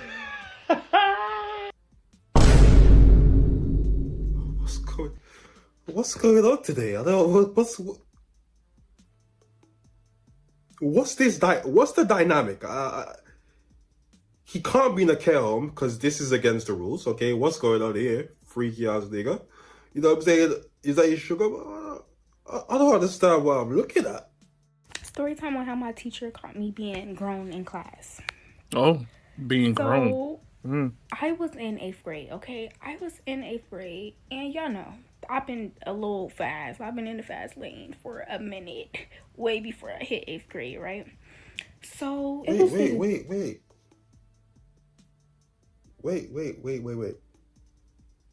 Way before you hit 8th grade? How old are you in 8th grade? We're gonna do this again. How old are you in 6th grade? You're 10, 11. 13, 14. So before, like way before you were 13, 14? Oh no. it was this dude in my class. I think it was more towards like the end of the day. I don't know, but it was this dude in my class. I had a class with him. And in this class, it was 2 teachers. I wasn't slow. Do not feel me. I was not in a slow class. But we had like the main teacher. Oh, that's what you're worried about? Like the regular teacher, and then we had a Spanish teacher because it was kids in there that couldn't really speak English. They couldn't really understand. So she was in there to help them. Cool. class, 2 teachers. Keep that in mind. So I'm in this class, I'm chilling. It's just another old day, and it was this dude in there. So like he was like flirting. I guess we were like flirting with each other. I really don't remember too much, but we were like flirting with each other or whatever, I guess, and like playing and like messing around. And all right, not too much. He had like grabbed my hand, so he like grabbed my hand and had me start feeling like him. Okay, you get it, you get it. Like basically start touching on him, right? Mind you, in the middle of the class, like, but the teacher was not teaching or nothing. Like the main teacher was like at her desk, and it was just like everybody was doing their own thing. Everybody was just, you know, like focused on their own self, right? So he had me like doing that, and we were kind of like just like being touchy and stuff, and like, yeah, basically.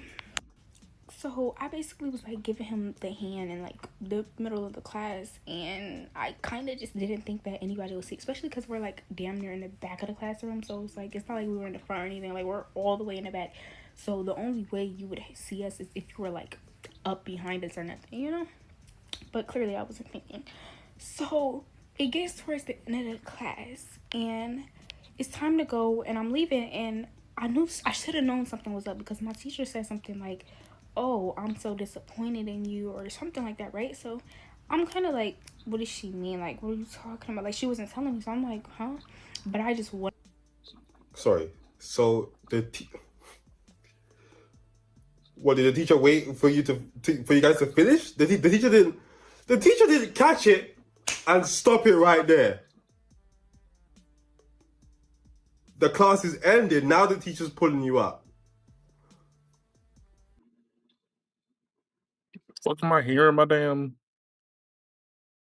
I'm hearing this shit so damn clear and clear as day through my damn headphones on the headphones. Like, what the fuck? So today's the day. I've got my RTA mock system and Coyote appliances. And they did tell me it was only going to take a few minutes. And I got to say, they were right. Fuck out of here. Turn down the damn shit. I guess maybe P's videos are too loud. I don't know about this one, coach. About my day, I went to my next class, and I just acted like nothing happened because I genuinely did not think she knew, because she was all the way at her desk and I could see her from where I was. So it was like I knew she wasn't behind me. So it gets towards to the end of the day, and the reason how I found out was because he called and was basically like, gee, he's in the principal's office. I was home when he called. He was still at school because he had like football practice or something, I don't know. But he was basically like, yeah, they found out, and the principal and blah blah blah blah blah blah blah. I still thought it was a game. Like, I still was just like, oh well, like nothing's gonna happen. I kid you not, I went to school the next day thinking nothing is gonna happen. I'm good. Like, it's a new day. Everybody forgot. No, that principal definitely called me in the office and called my mom and basically said like all this happened. Because I remember my mom was already there. They called me down to the office. When I went to the office, my mom was already in the office. So that's when I was like, and then I was thinking that they were going to call my grandma. Like, I'm thinking they're going to call my grandma. No. They called my mom, like, out of all people. So we're in the office, and she's going off, da, da, da, da. And I was just in there crying. Like, I was such a baby. Like, I was just in there crying. Like, no, we don't want to do that. Like, no, no, no. And my mom is kind of like, oh, she was assaulted. Like, it's assault, da, da, da, da. And, like, I didn't want to say, yeah, because it's like, I don't want to put that on him, and then his record is bad. But I also didn't want to say no, because then my mom would look at me different. So I was kind of just like, just look at her stupid, right? And they was like, well, we're gonna have to suspend her. I was suspended for maybe 3-4 days, and they literally, like, they changed our whole schedule and everything and split us apart.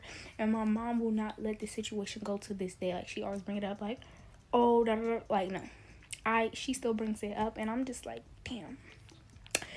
The infantilization of women is such a problem in a society where we're trying to portray men and women to be equal.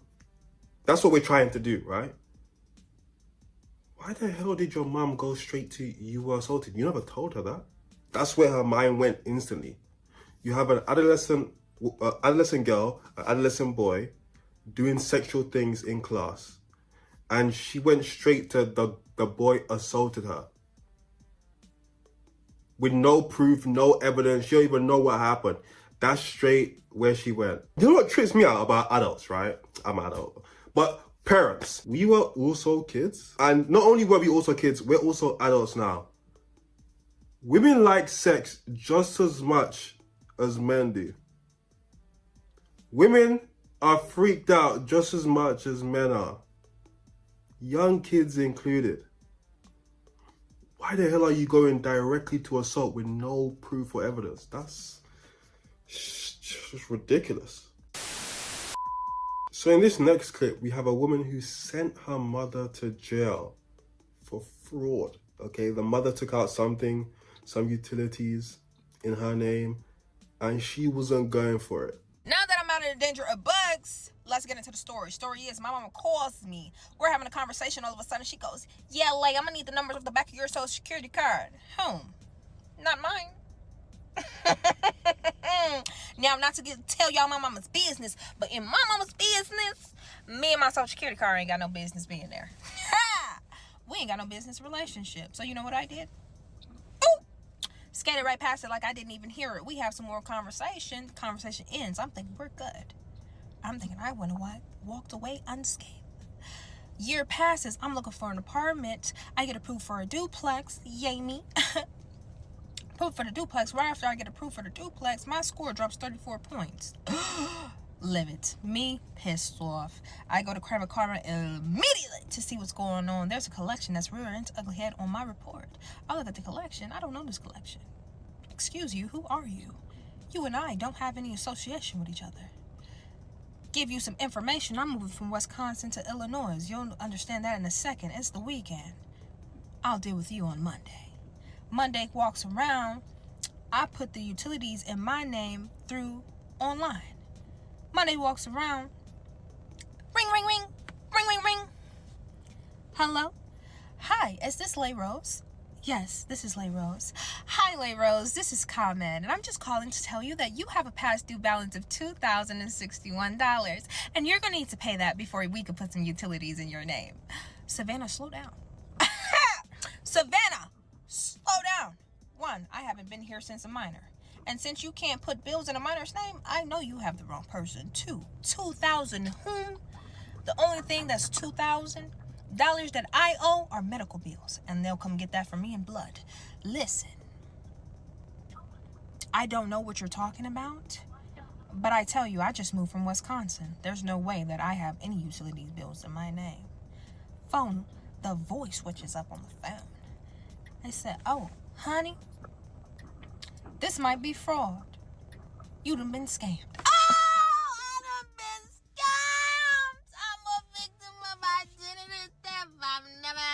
To me before. Ow!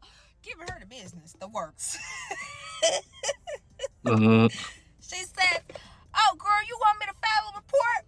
File it right now. She said, okay, there's only limited information I could give you because there's only limited information on the account.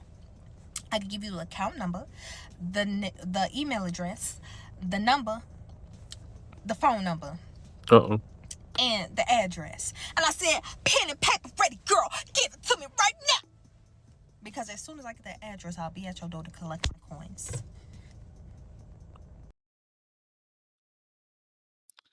Oh, really? So last night he used him. Honestly, nothing better than when a guy breaks this out. I seriously can't stop thinking about him. How dare you scam me? Me? I thought I've been scammed. I've been taken for a fool. I sure did. I sure was. I said, okay, girl, give it to me straight. She gave me the number looking a little familiar. I'm like, I don't really know this, but somehow it seems familiar in a way. Okay. I said, give me the address. She gave me the address. Chicago, Illinois. Oh, I done been scammed by the scammer. I done been scammed by the scammer. Wait. Chicago, Illinois.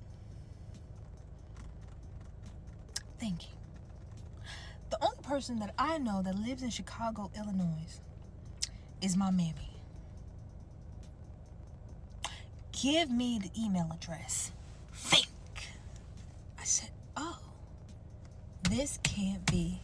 She didn't. She didn't. She didn't. She didn't. I messaged my mama. I said, Ma, what's your address? She gave me the address. The address matches the address on that account. She did. She did. I hit my mama back. I said, now, why would you put a utility bill in my name and say nothing? All the times that we talked, you said nothing about the utility bill in my name. About any utility bill in my name. Gotcha. Wasn't even thinking of the conversation that we had a year ago. Tell y'all, didn't cross my mind one bit. That lady said, oh yeah, like she had forgot. Send me the numbers off the back of your social security card. Now, in that moment, I'm very upset. I'm very pissed off. First of all, you didn't say anything to me. Second of all, you didn't even ask me, was that okay? Third of all, mind you, I am the second oldest of 6 children. 4 of us are grown. And out of the 4 adults, you picked me. Winner, chicken dinner. I hit my mama back. I said, send me the money and I'll pay it. This could be over. She said, yeah, no. No? No? Oh. Oh. Okay. All right. I said nothing else. I said nothing else to my mama. Ding, ding, ding. Yes, ma'am. Do you want to continue the report? Yes, I do. Yes, I do. I'm going to continue the report. I'm not paying $2,000 for a bill that's not mine. We continue the report. She said, you're going to need proof that you didn't live here. And you're going to need a police report. So you know what I did? I called the police and I made the report. It's fraud. We go through the process. Process took months. She got arrested. She wasn't in there long. She wasn't in there long. She was in there for a day. And I didn't talk to my mom for an entire year. That's the story. What do you guys think about this? Because I have to be real with you. I'm completely on her side. I think she done the right thing. It is fraud. And we have to start holding parents accountable. There are a lot of parents who don't view their children as like individuals with like their own lives. They're just an extension of themselves. And there are also a lot of parents who operate under this mindset that you own me. So in her mind, she can definitely justify this some way by, you know, you're my child, I fed you all these years, blah, blah, blah. That's not how it works. I'm sorry to go ahead and say it. It's just not how it works. You gave birth to a child that didn't ask to be here. You done your job. Congratulations. You love your child. You fed your child. You clothe your child. Bare minimum. That's what you should do as a parent. You chose to have a child, right? You don't then get to defraud your child. Let's say your credit was bad or whatever the case is. You couldn't get a place. You put it in your child's name. That's bad enough. But then you don't pay it off. You leave her in debt. That's so messed up. Using your child to make your life easier. Again, that's not how it's supposed to go. That's backwards.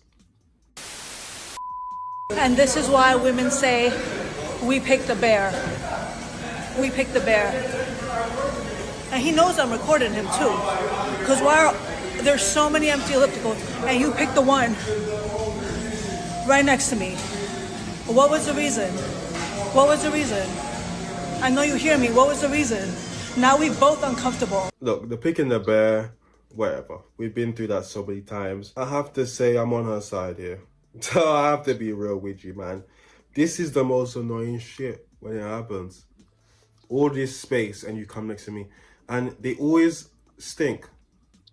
I'm sorry to go ahead and say, they always stink. It's either like too much perfume or BO. And I'm like, nigga, why are you coming right next to me when there are all these other spaces here?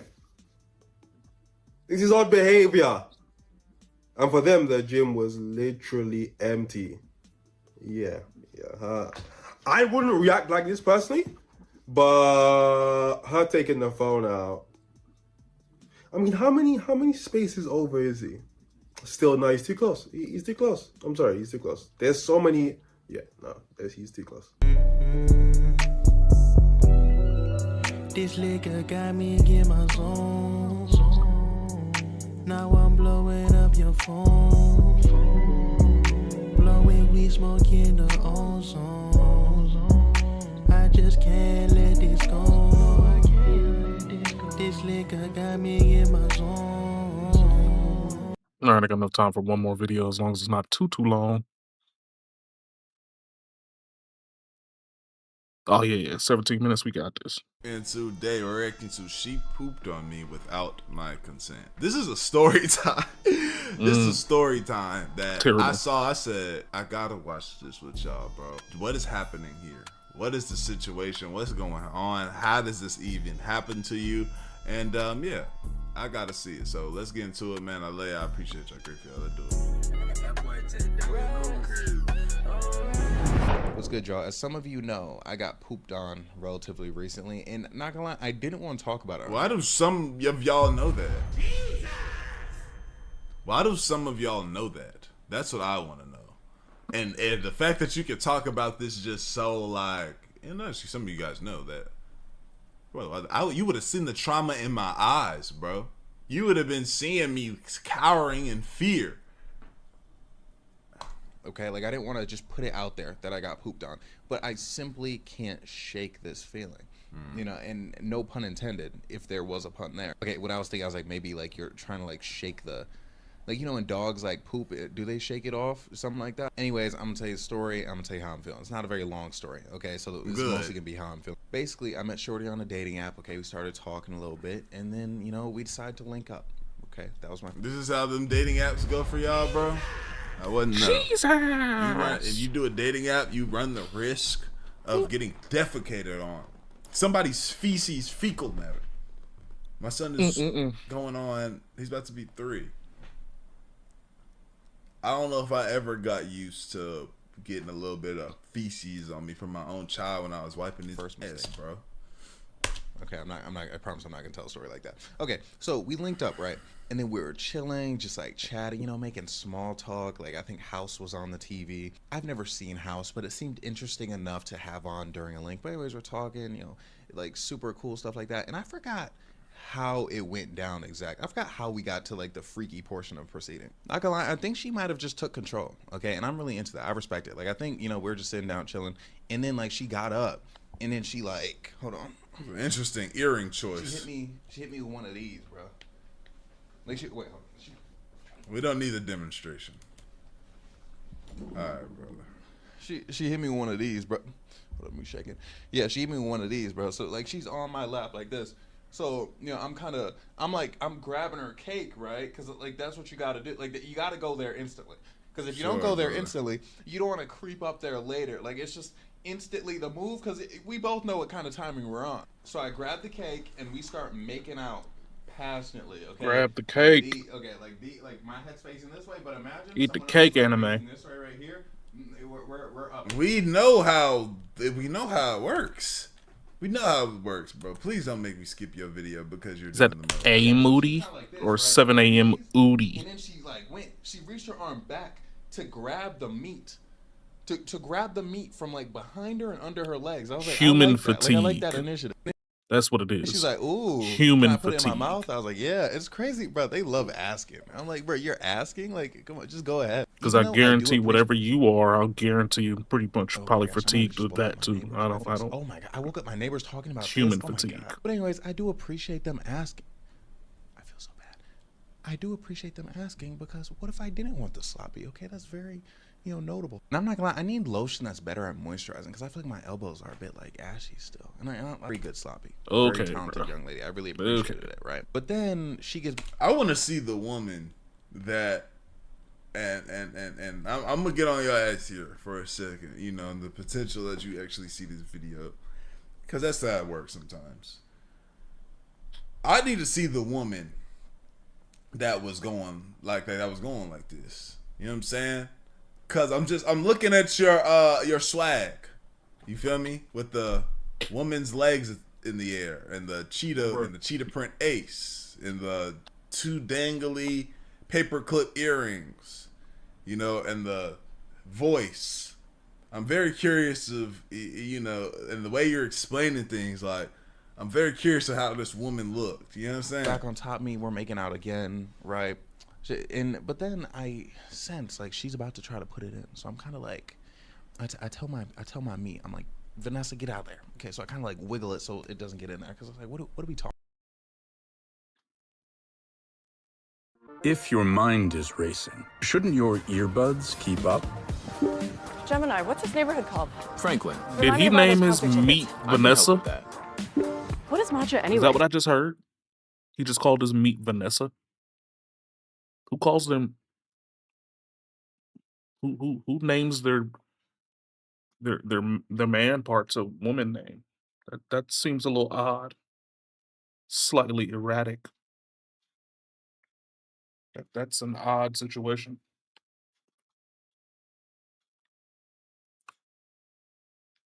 Hey, before we get back into the video, I got a way you can make some extra bread. I know you bored at home right now, bro. And No, I'm not.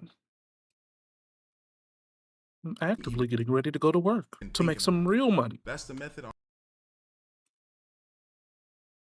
that women. You could be playing and earning at the same time. Get to your money, bro. And once you run it up, $5 bonus to get you started, bro. Go ahead, get to it. Let's do it.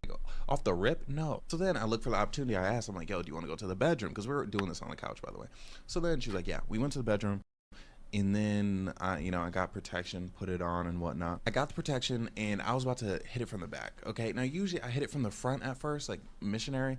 But, I was like, I'm kind of feeling it from the back today. Like I feel like this is who I am right now. So I was going for it, and then she was like, wait, can I get on top? And I was like...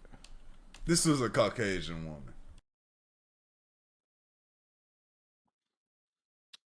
This was like I can think about it. I can paint the scene. This is a Caucasian woman. She kind of, I don't want to say goth because they ain't doing that right now. This was a Caucasian woman. She had a little smell to her too. The signs were there that this nigga was about to go through something, disturbing. But he lived that life already. So he ain't even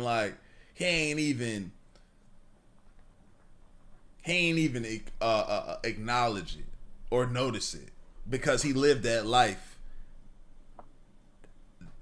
that could result in something like this happening to him. Just from his lingo, the way he talking to his life, you know what I'm saying? This is a milkman, you know what I'm saying? A milk conqueror. Or she was one of them black girls that was, you know what I'm saying, real earthy. Y'all know the ones I'm talking about. Something I gotta tell you, bro. I don't trust women being on top. On this situation, I ended up being thankful that she was, but I'll explain that later. I feel like most women, and look, I'm not even saying, I feel like a lot of the women I've been with personally do not know what they're doing when they're on top. Just like straight up, like rhythm-wise, just it's like what's really happening there. Sometimes like their angles aren't good, and you're hurting my meat. Like again, he's messing with Caucasian women. He's messing with Caucasians. I've been with women where like they've tried to get on top like a couple times, and then after that I was just like, no, I just had to take over because I'm like, I'd rather, because things, if I'm putting in my work, I know I'm putting in work. Like if I'm putting in the strokes, I can trust that I'm doing an admirable job for both parties. But when they get on top, it's like the thing is, it gets to the point where like, like they're on my meat and I'm not really liking. Are you sure you were with a woman, man? Hold on, man. Right. There's a little some zest going on here, bro. That's what I'm getting to right now, the way you man. just leaned up on this seat like this. I'm not. I don't believe in them up there. Okay, I don't believe in them bouncing. I'm not Something getting you gotta understand about my meat. The vibe that this is I'm extremely stiff, but like that ain't sort of like God, please just tell me the story. Actually, kind of like a little more like up though. Like, whoa, no, on my back, and you're like on top, and you're like trying to put in work. I feel like a lot. And I was like, no, like no, this can't be. Bruh being a no. little And too then she said she descriptive, started to man, smell for it. something that we don't whoa, really damn, care I missed it. He talking just stupid ass shit. And they're really hitting that rhythm, and they know exactly what they're doing. It makes those times that much better. Anyways, so this time, like, so she wanted to get on top. I was super nervous, and she did get on top. Okay, and it was actually decent. Okay, I was rocking with it. Okay, it wasn't so much a I have to withstand this time. I was rocking with it truly. And then in the middle, she was like, "Wait, I think I might have." And like she didn't want to say it, and I was like, "What?" And she was like, "I kind of like," and then I forgot like exactly how like she said it, but she made it clear that's what happened, and I was like, "Oh my god!" And then the second she made it clear, I instantly started to smell it. And I was like, "Yo, Jesus! What type of women are you rocking with, bro?" Right. What? Like, no, as soon as she said it, I instantly started to smell it. And then she said she started to smell it, and she was like, "Oh my gosh, I can't take a shower." And I was like, "Yeah, go ahead." And then she got off, and oh my god, you can tell it hit him. You can tell that she just relived that shit right then. I'm gonna say this, and you might not get it, but like, thank God, it was like the perfect amount of diarrhea. Reason being, my nigga, it was like it was on my balls in like the bottom, rather than like getting, you know, too much on the bed. Which again, like when I said like I was glad she got on top, made it work. Okay, I was so happy because I'm like, bro, I have dusty mauve sheets. They're very expensive. If she got shit on my dusty mauve sheets, I swear to God, bro, I don't know what I would do. Like, I fucking love those. I need a comforter though. He's being too cool about this. Is how you know, like he does this all the time. Used to this oddness going on. He let her take a shower. He over here talking about sheets, bro. The only way you respond to this is what? Kicking her ass out. I'm talking about whole body. You gotta go. You gotta go. I need you to leave now.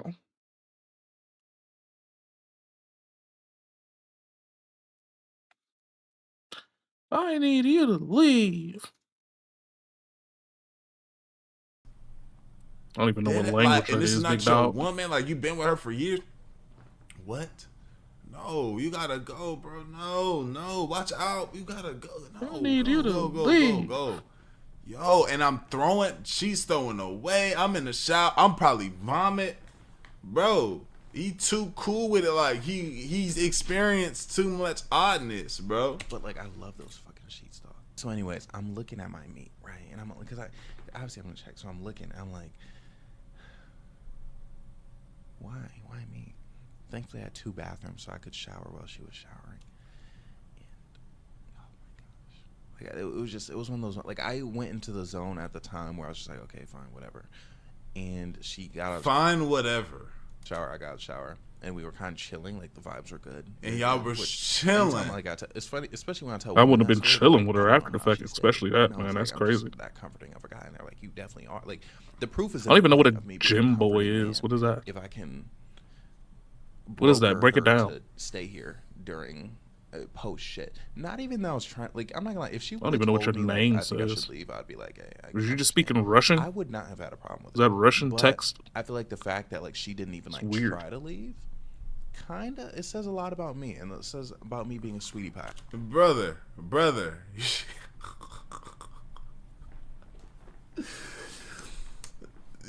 you know how Yo, I don't know about you, bro. I don't know about you, bro. You frighten me a little bit. You know what I'm saying? Just your mannerisms. So I know You frighten me a bit, bro. I don't know. I kind of want to sit in this chair normally. So yeah, sweet guy, you know, she's hanging around, all that jazz. But then eventually she did leave. Okay, and that's when I got emotional, bro. Like, there was a TikTok I literally cried in it. Because it's like, bro, like, there's so much I don't understand. It's like, how do you not know that you're about to poop? Yeah, Like, my stomach hurt and you don't hop up and be like, I gotta go to the bathroom. Like, you know what I'm saying? Niggas done went into something before, stomach hurting. Like, damn, my stomach hurting. But, you know, I'm a grown-ass man. You know what I'm saying? It'll go away. It'll pass. But this, and like, your stomach hurt. He said diarrhea. That was your life. So when she went and sat there and did that, in relief, like, you should. Yeah, I don't know what that means. You're like the third person that said that today. Especially if I'm about I don't to know like, what that means. So I know for a fact when I gotta go handle that business, bro. I know for a fact. Oh, nah, I gotta make it happen. Where we at? Let me figure something out. I can hold that. I can make it happen. Loose bowel, like, what we doing? Like, you know what I'm saying? Loose rectum. Not know it's the loose coming. rectum. The thing is, if you do know it's coming, why didn't you warn me?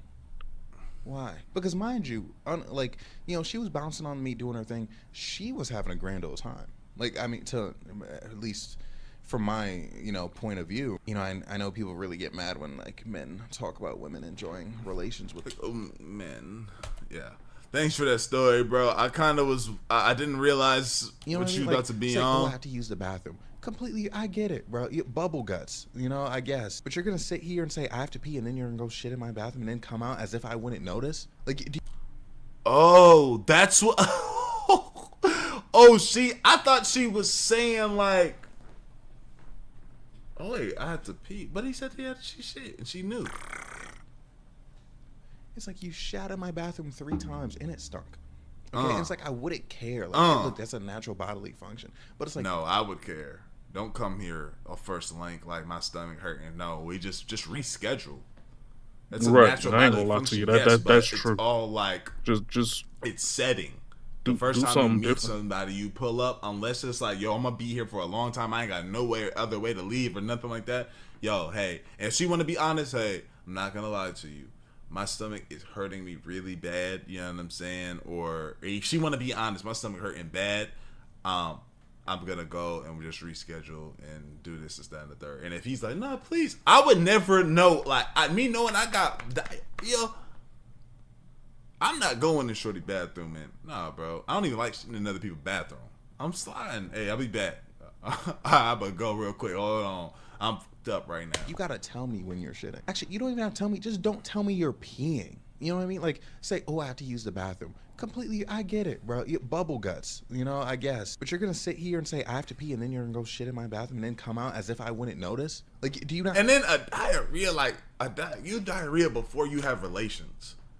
Bro, you ain't gonna hop it. Like, you gotta at least hop in the shower. You gotta at least hop in the shower. Come on, man. Hear yourself in there? So yeah, anyway, I have no problem with the actual shitting, okay? It's the narrative around the shitting. But I'm just like, bro, how do you know how hard it was for me to put my penis in another person after that? Like, honestly, I'm not gonna lie. The act, physically, it was kind of easy. Like, not gonna lie. Like, I was afraid. I was like, I'm over this nigga, though. Shout out to you, bro, and this crazy ass Yeah, about to say, that's a little excessive, man. That being said, like the video, sub up, comment over to the channel. I appreciate y'all. Great for y'all. We gone. My recommended is tripping. That again, because this is I recommended to me. I just clicked this on a whim. We gone. It's insane.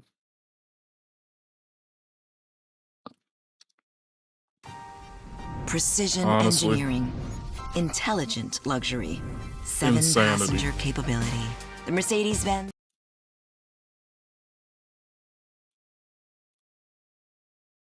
Insanity. All right, y'all. Let me go and get up out of here, man. I'm ready for work, man. I don't know what y'all got going on for the rest of the day, man. But if y'all making some money when I'm not around, make sure y'all bring the receipts so I know you balling.